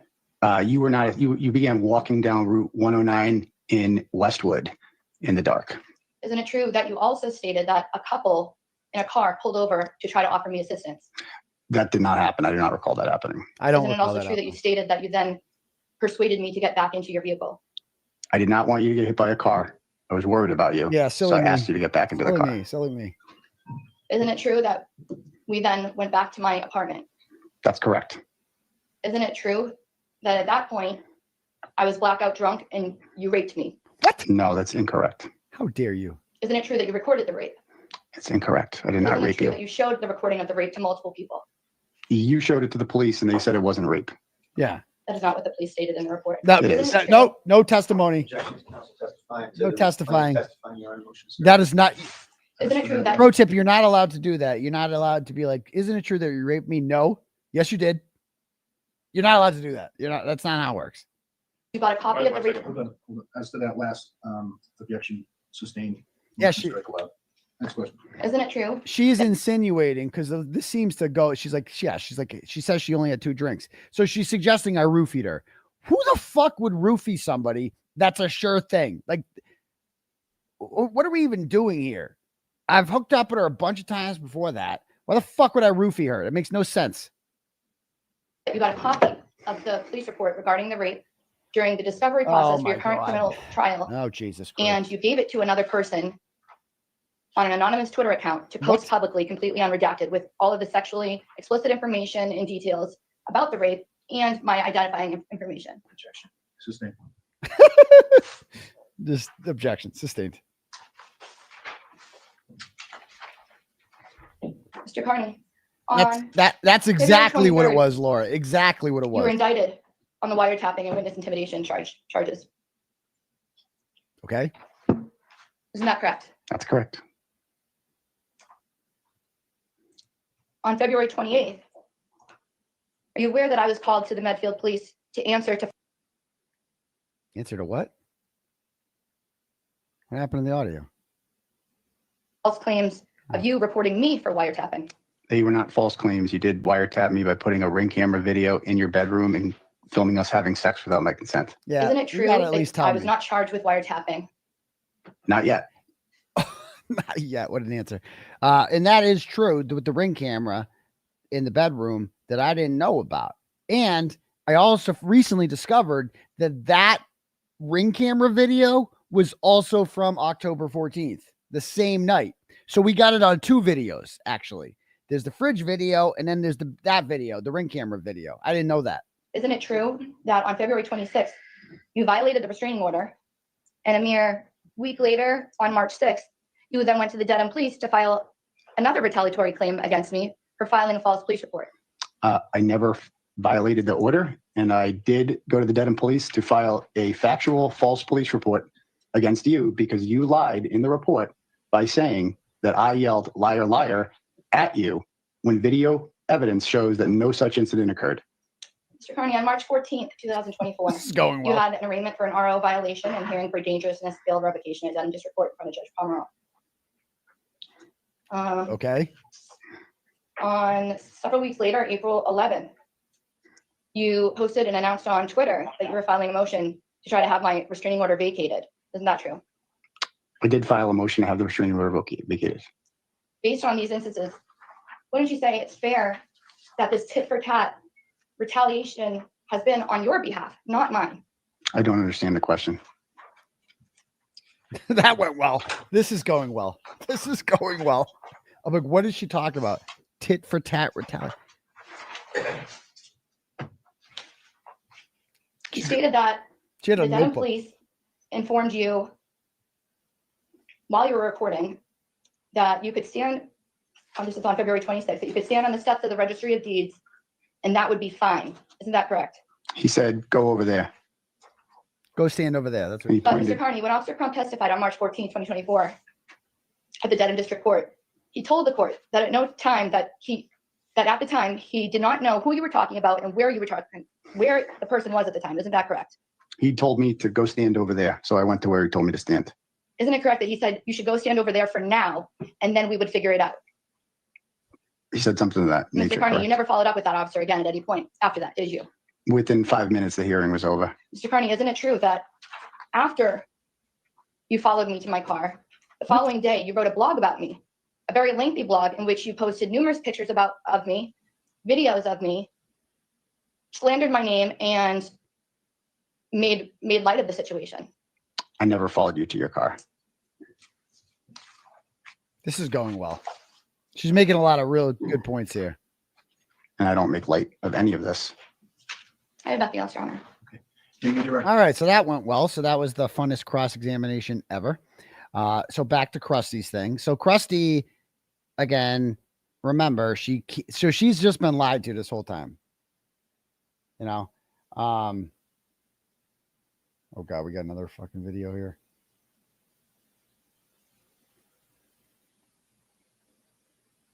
Oh God. She just posted another video someone sent me. So obviously she's watching it. She loves this attention. We're going to give her some attention. That's okay. It's okay because we're mocking her. So it's okay. Let's see what she's just recently posted. All right. It's a PI, you know. All right. Who is this talking to him? It's a PI, you know. Hmm? I told you that. Yeah. Is he in a hospital bed? Yeah, what the fuck? From Attleboro. That all rhymes for the Netflix documentary. You know, Kate the CIPI. And don't tell me any different. Is he drunk? Everybody's tallying on everybody. Is he high? What's wrong with him? Getting restraining orders against girls and getting restraining orders against girls. Yeah, getting a restraining order against women. I would fucking be so embarrassed. Oh, is this about me? Say, Your Honor, I'm scared of this woman. Are you fucking kidding me? Is he making fun of me? Me, my purple bandana. If you were in prison, why would you be? You're scared Oh, of a Frankie. woman? Can you imagine what Frankie. fucking prisoners would do to you? Oh. You fucking clown. Oh, geez, Frankie. It's a PI, you know. I mean, I thought we were friends, Frankie. Jeez Louise. In medical, dude, with the fucking Skinners. You in PC. Ooh, yeah. And if you came out of PC, you would have got your head kicked in because nobody fucking liked you. That's not true. That's just not true, Frankie. Everywhere I went in jail and every time I ran to other prisoners, they loved me. They're like, Turtleboy. I was a huge hit. Everybody liked me. So that's just not true, Frankie. And you told me that you would have had my back if I was in 1A with you. But yeah, they stuck with me in medical with the Skinners. Actually, the Skinners were in protective custody, which actually was a much better unit than medical. Medical was hell. I was actually with the fucking Asian guy who jerked off on video all the time and threw his peas under the fucking door. That's who I was with and wouldn't stop saying the N-word all night. That's who I got stuck with. So that's why you in PC. You weren't in prison. You were in like fucking, it would be like being locked up. It was worse. In a mental unit at a hospital. Yes. That's where you were. Yeah. And you wear a purple bandana and you're proud of that and fucking like you were in prison. It's a joke. Are you fucking kidding me? Frankie, it's from The Office, dude. It's Prison Mike. You got to watch the show. You'll get the reference. On Dedham House of Pancakes, by the way. Ooh, that's a good one. You would never survive fucking anywhere else. Believe me. Okay. That's why you hide behind your fucking cell phone all the time. Put that thing down for 5 minutes and meet me somewhere. If I want to pick on women and kids. What? You know, you're nothing but a little fucking like a Skinner. Frankie. You know, that's where you belong. With Frankie. The Skinners, the rats, and the maggots. Whoa. In fucking jail. With your purple bandana. Why don't you wear a blue bandana? Purple? Who's holding the Little camera? feminine, don't you think? Michael Scott wore one too. Prison Mike. Prison Mike. It's a reference to The Office. Yes. Thank you. Thank you. Yeah, you don't get it, Frankie. You know The Office. Wait, is this the fake victim? She's not the one talking, is she? You know, The Office. Wait, is this the fake victim? Is that Lindsay Gattani? Hold on. Office. Mm-hmm. It's a reference to The Office. Mm-hmm. It's a, you know, The Office. Oh. The show. No. Never mind. Oh, no. Yeah. Look at him twitching. Look at his hands. And you. So if I have this correct, yeah, Jess, that's her, right? So she has a restraining order on him, and she's giving him drugs or something. He's obviously on drugs. He's like, right? He's obviously on something. And she has gotten him to stage a fucking video while he's clearly on drugs. And she has a restraining order on him. They shouldn't be in the same room together. And just to shit on me. This is wild this is fucking crazy. This is absolutely crazy. Anyway, back to this.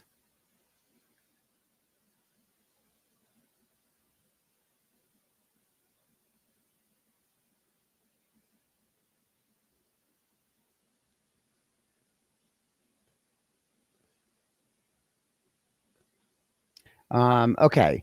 When Aidan began hitting back and showing texts, I was a little shocked to see how hard she had still been pursuing him while telling us the opposite. There you go. So that's how she found out the truth. When I chalked it up to a dysfunctional relationship. Hold on.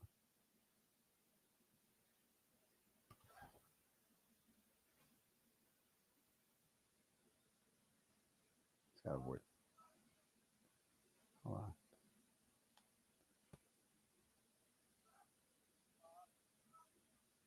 Okay, I just got a voicemail saying fuck you. Okay, so that's fun.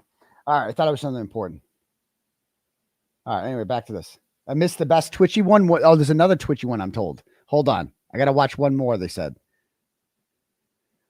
Oh my God, what is happening right now? There's another twitchy one. Look at him. Gang. House of pancakes. Prison. Prison, you would have been fucking, somebody would have had their turtle and your boy. Look at him. What's he on? Yeah, you would have never came out of the shell, believe me. I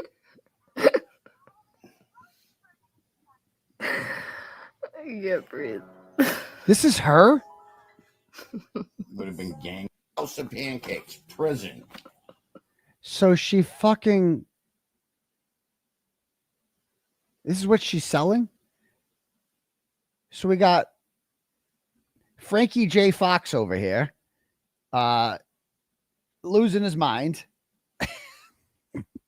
She drugged this man up and forced him to go on video and mock me and is now sharing it for content with her fucking voice in the background. That's crazy. That's crazy. So anyway, back to this. This is insane, dude.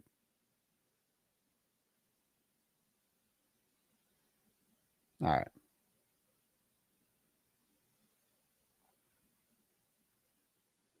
So she says the night she had Aidan in her home and he was charged, she told no one. Okay. We were all under the assumption that she was done seeing him. Right. Exactly. Well, I got a 3 a.m. text that only said Kate and then learned of it in the morning. She had no Christmas dinner for her children, or so she told us anyway.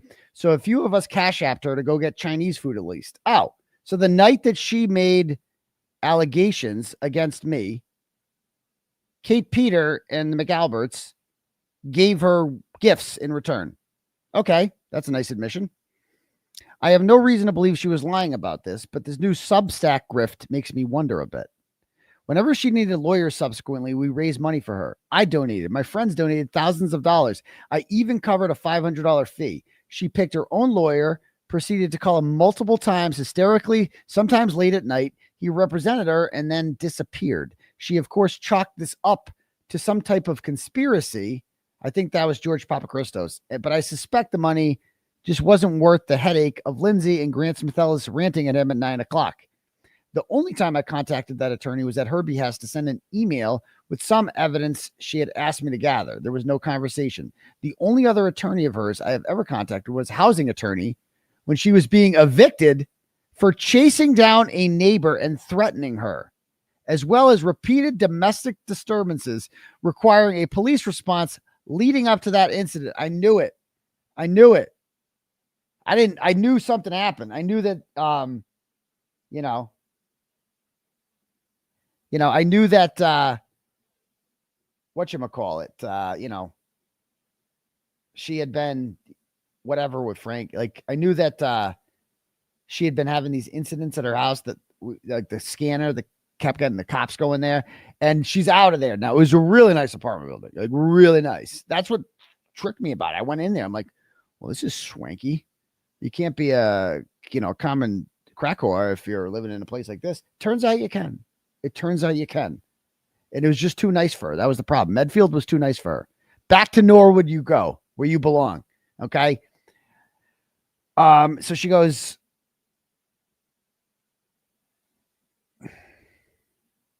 there was no let's see.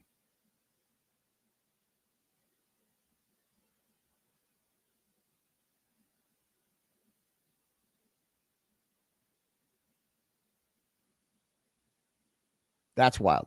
I wrote an affidavit in support of Lindsay, again, her request, to try to at least buy her some time, as the property owners originally wanted her out in 30 days, which is pretty unreasonable for a single mother with several young children who is at least paying her rent on time. I have never contacted any other attorney she retained, just helped her raise money for them twice. Then the pregnancy story kept falling apart.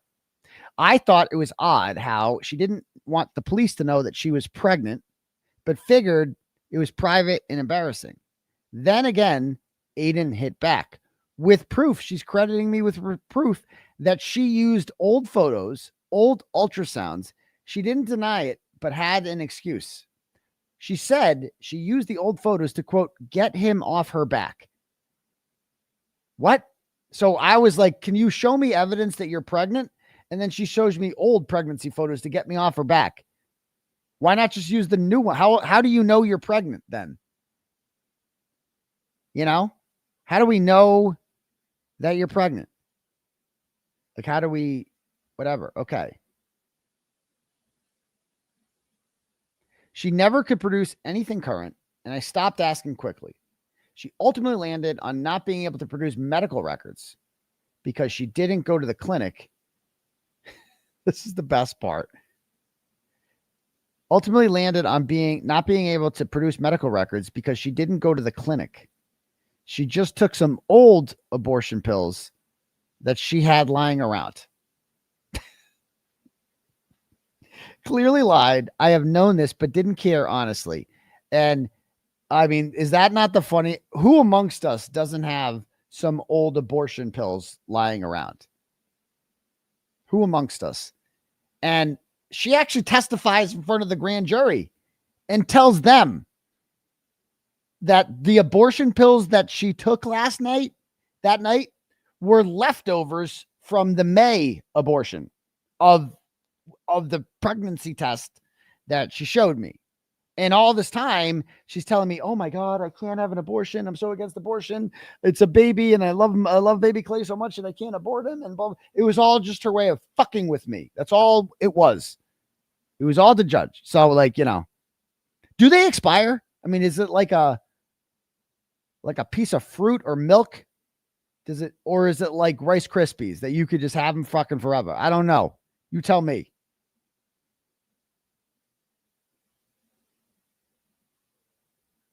So does she have anything? Old abortion pills. What else did she say?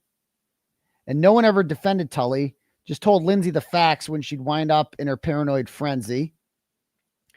The fact, Tully warned her that he may get the full extraction. Mike Gaffney even suggested getting a warrant, but that seemed unnecessary because Ken Mello promised a reverse taint team. Then Mello got sick, and the prosecution obviously developed some logistic issues. Discovery was provided in a dump We know this because Aidan told everyone about it and the full extraction was given over to him. We know this was a mistake because Aidan posted emails from Mello identifying it as a mistake, acknowledging the promise he made to Lindsay and asking for the extraction back under the rules of professional conduct. Aidan's lawyer refused like a petulant child.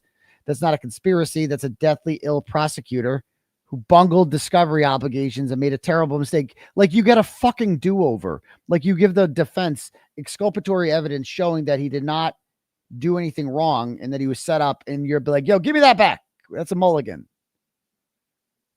That's a deathly amplified by the nefarious individuals the extraction was released to. In normal cases, witnesses' personal information is not blasted all over the internet. Defense attorneys usually don't engage in or encourage their client. You're right. That usually doesn't happen. Usually people aren't framed for fake pregnancies and shit like that. Like, that's also a thing. And she continued to lie. These people are now claiming I'm lying about the fees behind a block. There are fees. I paid them.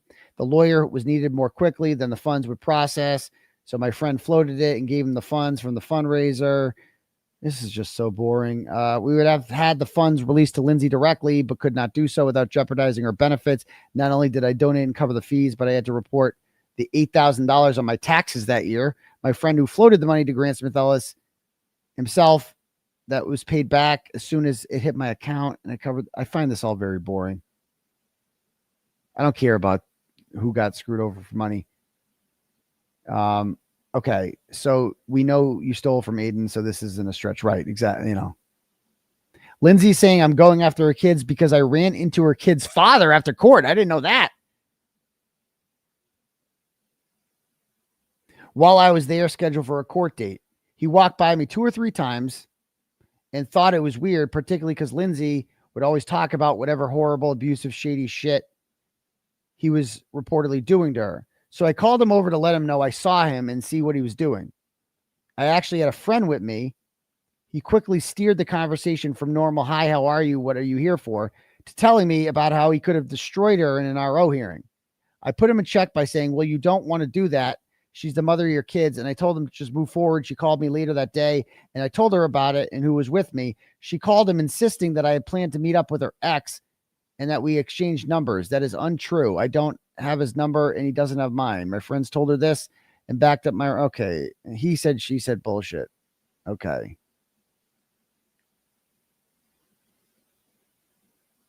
I had a lot of sympathy for her. I really liked her and could relate to her when she wasn't going psycho and really believed in her talent and intelligence. I was fooled, whatever. She wasn't fooled though. She knew she was full of shit. I have no idea why she's going after Jen McCabe, who has done nothing to her except show kindness to Lindsay and her kids, also known as using her. Everyone who met Lindsay liked her pretty much. It's kind of shocking. Yeah. Why did they like her? Because she put Turtleboy in jail. That's what they liked about her. It's kind of shocking to learn how she really felt about us. Why would that be shocking to learn? She had a fucking Free Karen Reed shirt on and she fucked your enemy. Like, the person that is exposing all you assholes. She fucked him 1,000,000 times. And somehow that wasn't suspicious to these people. Like, somehow that wasn't a red flag. Oh, please. They didn't believe a word she said ever. They were just happy to use her. Oh, they all used each other. I suppose a lot of us had some suspicions. Okay. Anyway.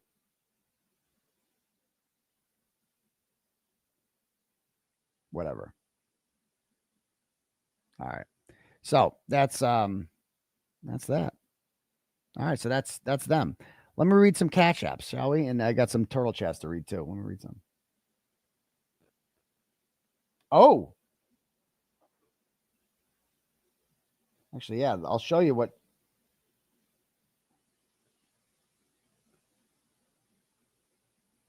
I'll show you this one she sent me.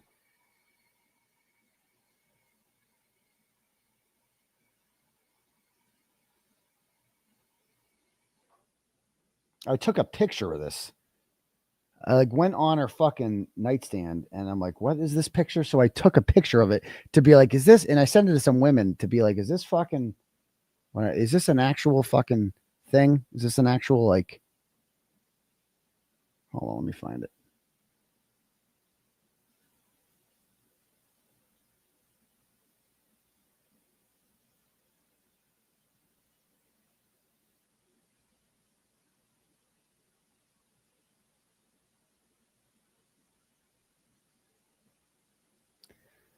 So this is her. This is the picture that she sent me of what she claimed were abortion pills. I got abortion pills. I'm really pregnant.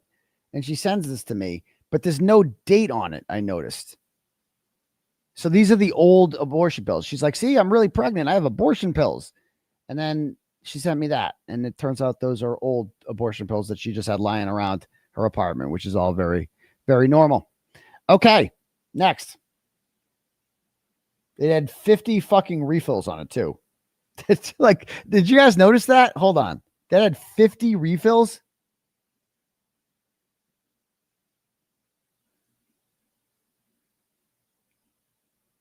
Place 4 tablets once for 1 dose, 24 hours after the first abortion pill. And yeah, 50 refills. Bro, that doctor was basically telling her, like, just fucking sterilize yourself. Like, this is like, just do it. Like, he was trying to protect us all. He was trying to protect, God bless that pharmacist. He was trying to protect the taxpayers. Anyway, she's claiming I made deals with Krusty. This is just, I can't even keep up with this. Back to the fucking turtle chats.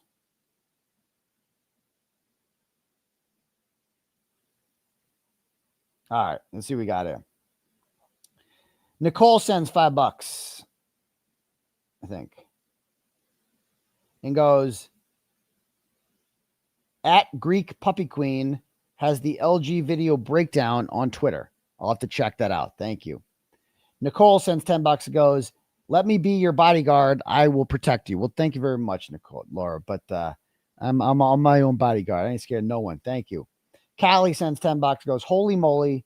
The fake victim, aka Nurse Ratchet, is tripping. She do be tripping. Thank you, Callie. Laura sends $10 and goes, I will always support you no matter what. XOXO. You know, I wouldn't expect you to support me if I did some really bad shit.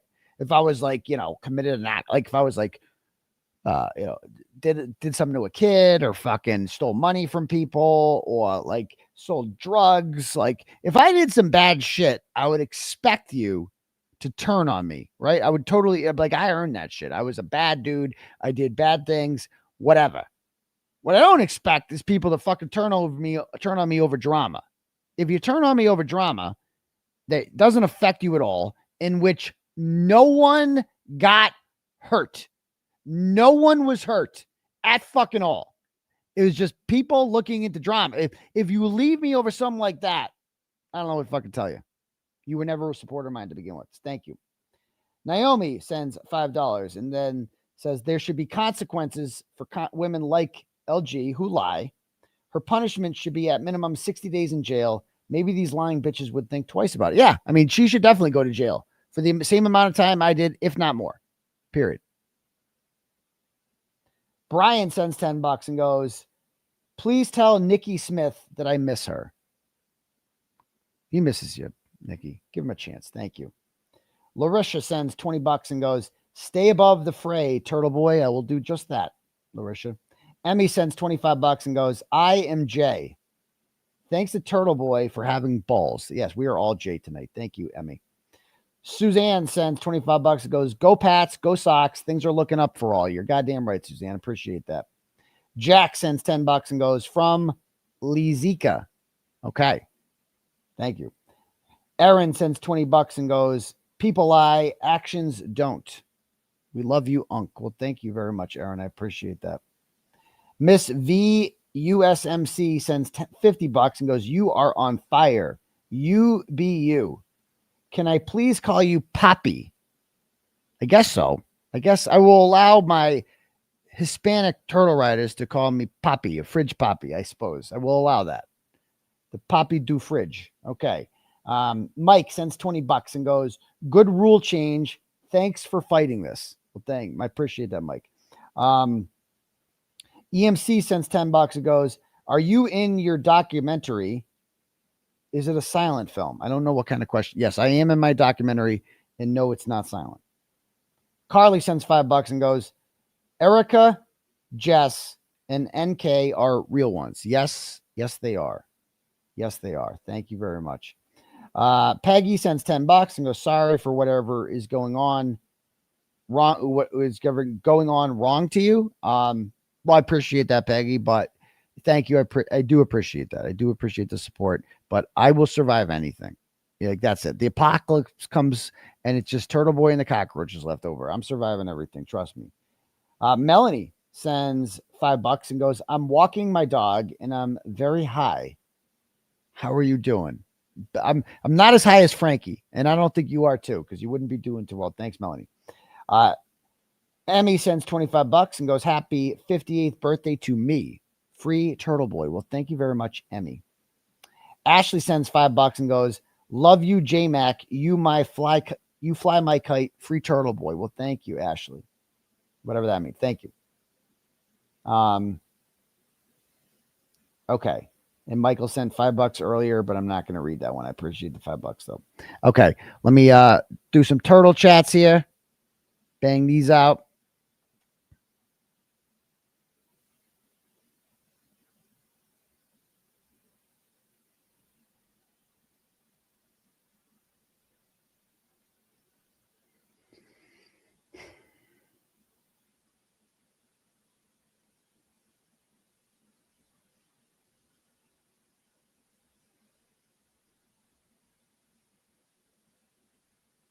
All right.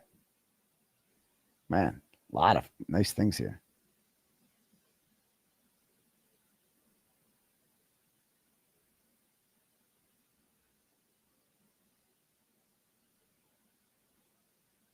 All right.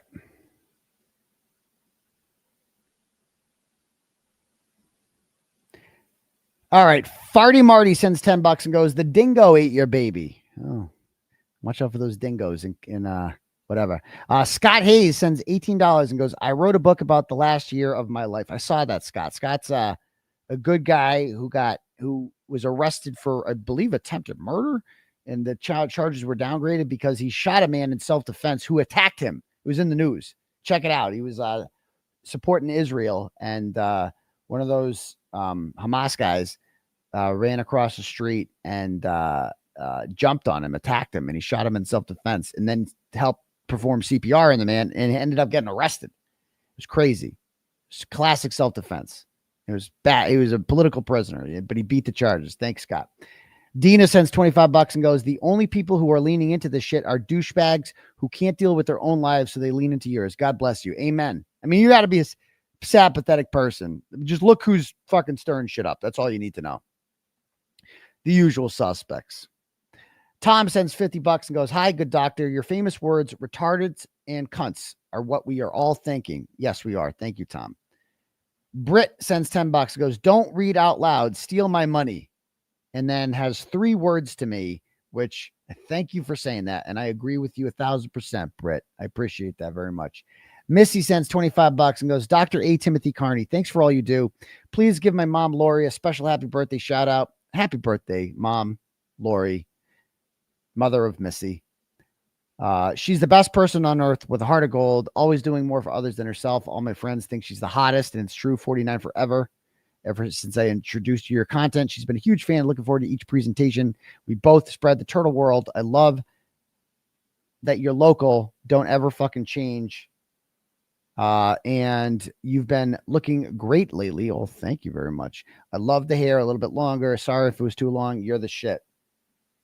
And man, Joe Flipperhead just needs to go away. He keeps fucking texting me. It's just, bro, you got to get a life, bro. You got to stop watching my show and please stop texting me, Joe Flipperhead. It's getting a little weird. Okay. Please stop. A little weird. Next. Claire sends $25, goes, happy Sunday. Always remember you're a doctor, a daddy, and you have the Intimidator unstoppable in my mind. Much love always. Well, I so much appreciate that.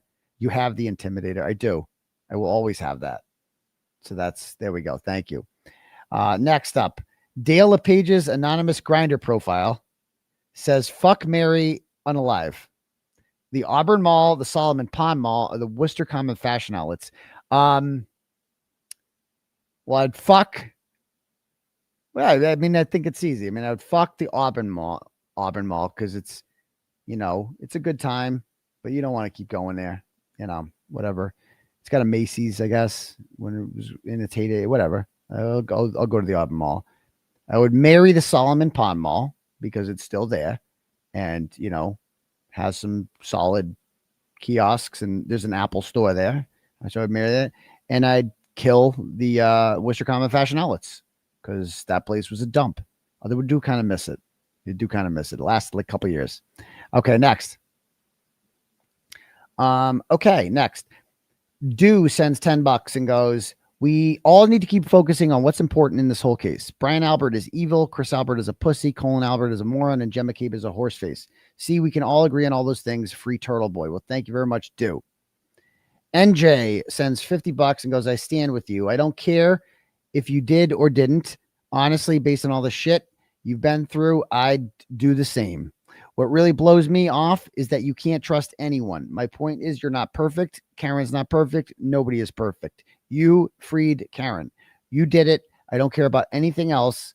Now we need to free Turtleboy. God bless you, NJ. God bless you. And I appreciate the sentiment there. And again, this is all a distraction. And people like 𝗄𝗏 are just looking for attention and looking to divide us all and want acceptance. And it's really too bad because I used to like 𝗄𝗏. I really did.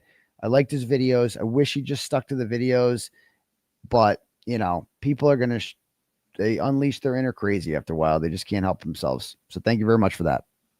Okay. Next. Joanna sends $10 and goes, smart move tonight, Turtleboy, not engaging in their BS drama because that is what they want. Looking forward to having a blast at the Halloween party along with my nacho peeps. I love the North Shore nachos. We got you. They kept my dad busy during the show, and I appreciate that. He loved you guys. He went home talking about it. He's like, oh yeah, he's telling me about the North Shore nacho ladies. They sure are nice.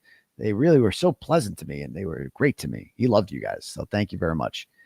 Next, Bobby sends $10 and goes, hey, Daddy, Kay, this person owes you an apology if you hadn't shown light on the corruption.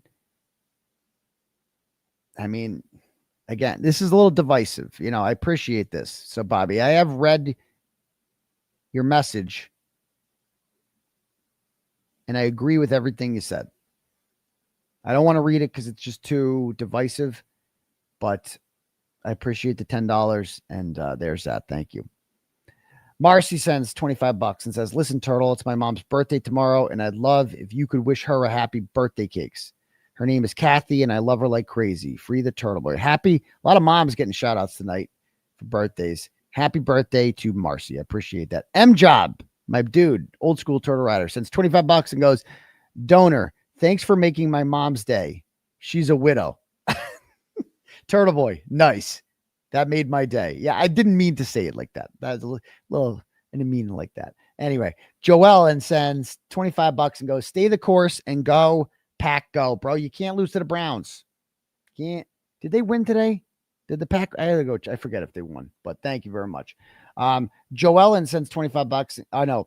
Emily sends $5 and goes, koalas are awful. The baby koalas eat their mother's specialized fecal matter. Okay.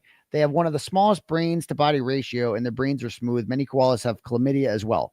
Turtles are better than koalas. Well, thank you. Okay. We don't want chlamydia, do we? Nancy sends $10 and goes, Erica Walsh and Jess Machado are real ones. They will always have your back. Stay strong. I know they will. I know they will. But it's sad that even when I talk to these people who I really trust so fucking much, and the Pack are down. Okay. Who these people who I really just trust so much that I even have to think like, you guys aren't doing this, are you? You guys aren't going to screenshot our messages, and you guys aren't going to do that to me, are you? It just sucks. I have like PTSD because everybody I've trusted has betrayed me. It seems like not everyone, but a lot of people have, you know?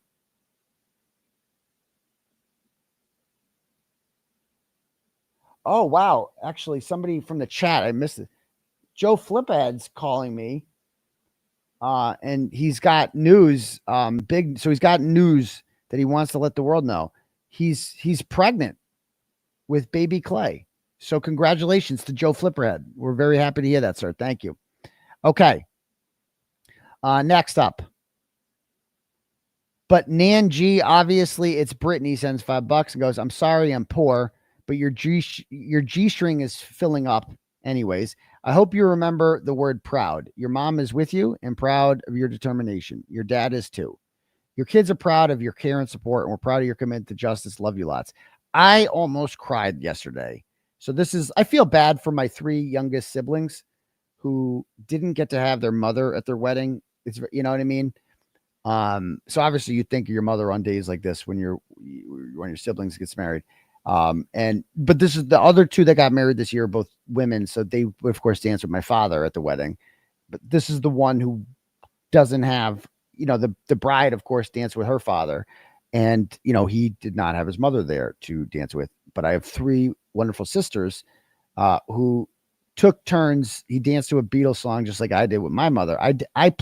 They danced to Let It Be, and I danced to why am I fucking the greatest fucking Beatles song ever in my life? Why am I fucking drawing a blank? Whatever it was, because they did Let It Be, and which is an awesome fucking song, and it was just so like I very rarely like get emotional and watch it, but I'm like watching him. He danced with each of my sisters for like a minute each. Obviously, this was planned out. And then they did like a group one between the 4 of them at the end. And it was fucking awesome. So, it was very nice. It was very nice. So there you go. Next. I think it was I don't want to say the wrong one. I love it. But anyway, next.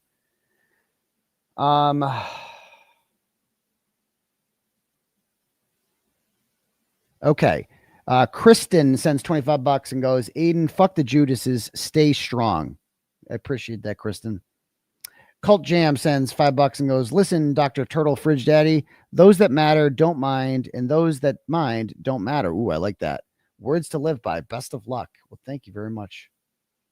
I think Laura sent this earlier. It said for $10, it goes, you're damned if you do and damned if you don't. Tell everyone to fuck off. You deserve your voice. I will do just that. Exactly.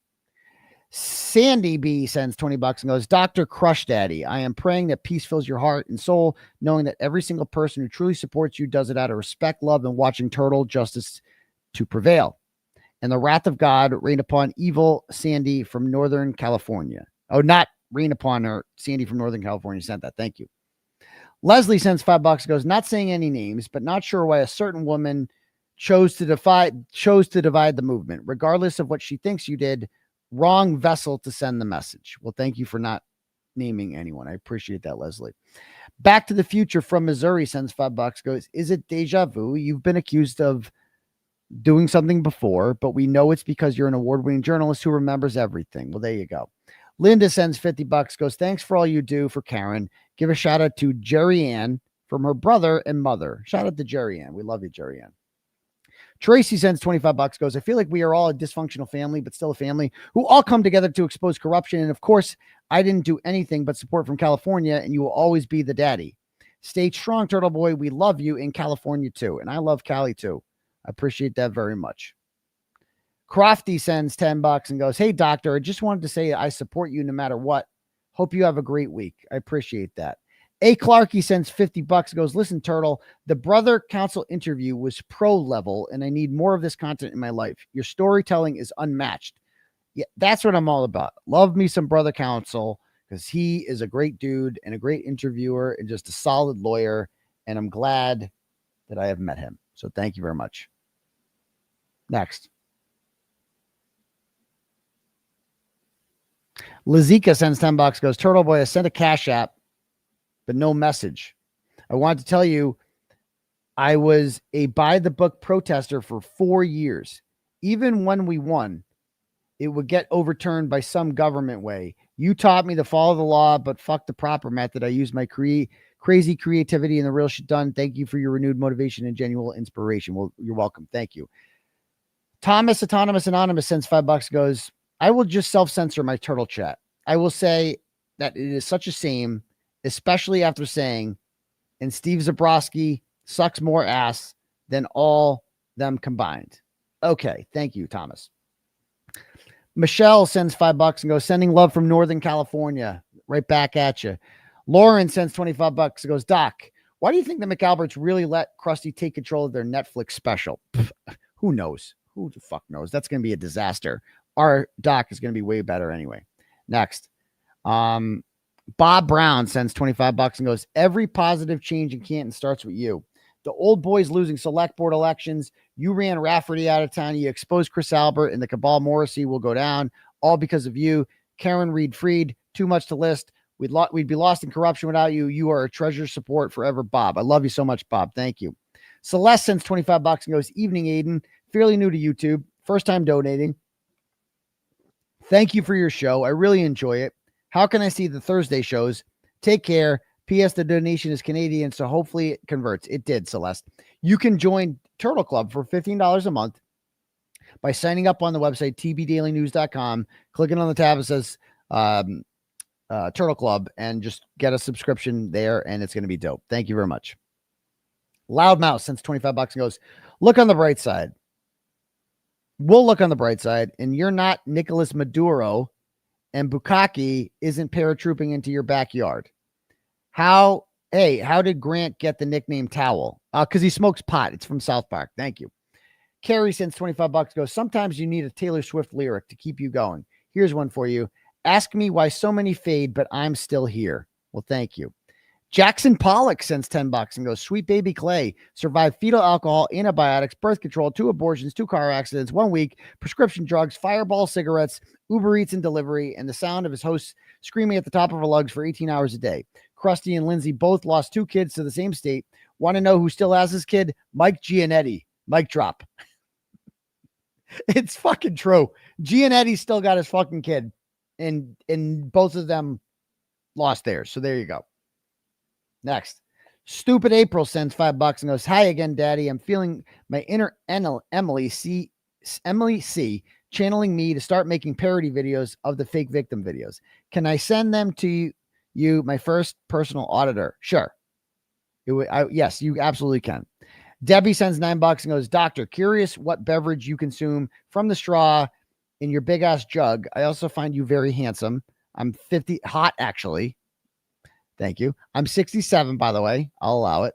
How do you feel about bumping uglies with a senior citizen? I not my first choice, Bobby Jean, but you know, if you throw a couple roofies in my cocktail, anything can happen. Okay, next. Leisha sends $5 and goes, that's fake victim laughing in the Frankie video, violating an RO there. I've known Frankie 40 years. He set me up with lies after lie to protect their kids. Okay. She sure misses your athletic body. Oh, well, geez Louise. And of course, they're sharing revenge porn on me again today on the Twitter. Not cool. Not cool. Not cool. Janine sends $5, goes, how did you realize the deleted extraction messages were published by 𝗵𝗏? Bloody brilliant. It sounds like an Olivia find. It was actually. And Olivia didn't find it, but we realized that like the the message, she was having a one-sided conversation with herself. We're like, but how do we prove there's other messages? How do we prove the 𝗵𝗏 messages have been deleted? Luckily, 𝗵𝗏 did it for us, because these messages that you're seeing right here from December 19th, none of these are in the extraction. None of them are, but they should be. So there's that. Next. Turtleboy is a DB. Okay. Okay. I am going to enjoy your $5. You're right. And not read that. Thank you. Dana sends $10 and goes, Turtleboy, this might sound insane, but you are a public figure now. It might be a good idea to get people in your personal and professional life to sign an NDA. I've totally thought of that. Totally thought it. Like when everyone betrays you, how can you not after a while? Lisa Marie sends $10 and goes, wait, that fat older dude is Frankie? Didn't he look 20 years less in the video the judge saw? You are such an inspiration. You went through all the worst traumas in 2 years. You're stronger now. No one could withstand what you have. You make me want to live with strength and purpose like you. I love you. Well, thank you. I love you so much too, Lisa Marie. Okay. Let me see if we have any more here. Oh, and what I drink is water. I just drink water. Somebody asked that before. And coffee. I have iced coffee and a water every night. OG Daniel Baker sends 25 smackaroos and says the following. I know you said you weren't going to go into all the shit. It's not even necessary. I know you're tough as nails, but it was still agonizing to listen what you went through this weekend. It's a lot. I know I couldn't deal it with the way you do. There's a reason you are a fearless leader, Cult Daddy XOXO. You know, it's sometimes you just got to click off Twitter. Don't go on Twitter. Don't look for things that you know are going to upset you. That's what I got to say. You know, Caroline sends $25 and goes, don't people recognize that all you want is the truth? Yeah, exactly. Thank you so much. Angel sends $10, goes, hey, Doc, don't read out loud. Okay. Well, thank you very much. You didn't read my turtle chat from the 26th, you fucker. Can you read that? I can't. I'd have to go back and find it. Thank you, Angel Australia. Just sends $10 and goes, my dad passed away before I got married. Sorry to hear that. And he told me since I was a little girl that in my life, that is the one. It was in my life. That was my Dance with My Mom song. Because it's perfect. There are places. Yeah. We danced to it my wedding. So I'm glad to hear you got the chance to dance with your mom. My brothers stepped up for me like your sisters did for your brother. Keep up the good fight. That's fucking awesome. Thank you very much. That is fucking great. Okay. Anyone else? We got anything to say before we call it a night? You know, we made a whole fucking episode out of fake victim and crusty beef. But we'll have more important shit to talk about in the future for sure. For sure. And deleted comments are bullshit. That's about it. Well, too fucking bad. We will delete whatever the fuck we want in here. This is not your place to come here and start side drama. That's not going to happen. You missed my second turtle chat. I didn't see it, brother. I didn't see it. And I got the big one. That's what she said. I don't see a second one. Sorry if I missed it. I don't want to miss anyone's turtle chats. I love Vassar and Fish.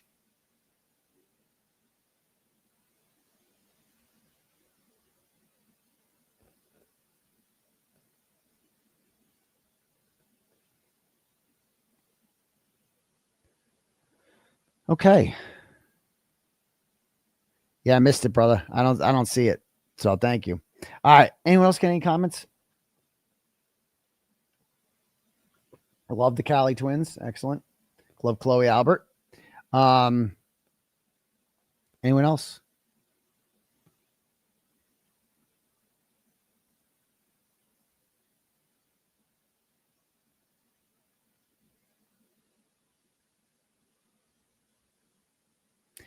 Did you ever see how far apart LG's eyes are from her crazy face? I never really noticed that. And she had the audacity to make fun of Lauren Murray's eyes, which is Lauren Murray is much more attractive than her. Lauren Murray is the one that she was incredibly jealous of because she was more attractive than her. And ultimately that just bothered her. And she was always worried that I was going to, oh, yeah, you want Lauren? And she should be fucking jealous of that because she was more attractive than her. And I hope she knows that. Okay. All right. Anyone else have anything to say? Yeah. All right, cool. I can't keep up with all the comments, but anyway, I just want to take this moment to say that I thank you guys so much from the bottom of my heart for having my back. Some people were like, maybe you shouldn't do a show tonight, you know, but you can't do that. You cannot let the bad guys win. Okay. You cannot let the Joe Flipper heads of the world fucking think that they got anything over on you because they don't. And I'm like, fuck it. I'm going live just to remind the world I'm Turtleboy. You know who I am. You will not break me. There is nothing you can do to stop me. I'm indestructible. Okay. So I'll always be here. I've survived more assholes like you. 5 years from now, you won't be here. I will. And I will have slayed other people like you along the way. There is nothing that you can do to stop me. I will be bigger in 5 years. If that's even possible, right? At the rate I'm going right now. And you can't stop me. This is going to be a simple bump in the road. That's it. I win, you lose, And that is the extent of our relationship. All right. So we'll see you guys for the next episode of Turtle Boy Live. We're going to have to check the Red Sox playoff schedule because this is going to be a situation, but we'll see. But we're Tuesday night tentatively, right? Because that's the show goes on. But we got to check the Red Sox playoff schedule. All right. Anyway, we will see you guys soon. And you guys have a great night. And don't forget to brush your teeth. All right. Peace to your bum grease, Soda Riders. It calls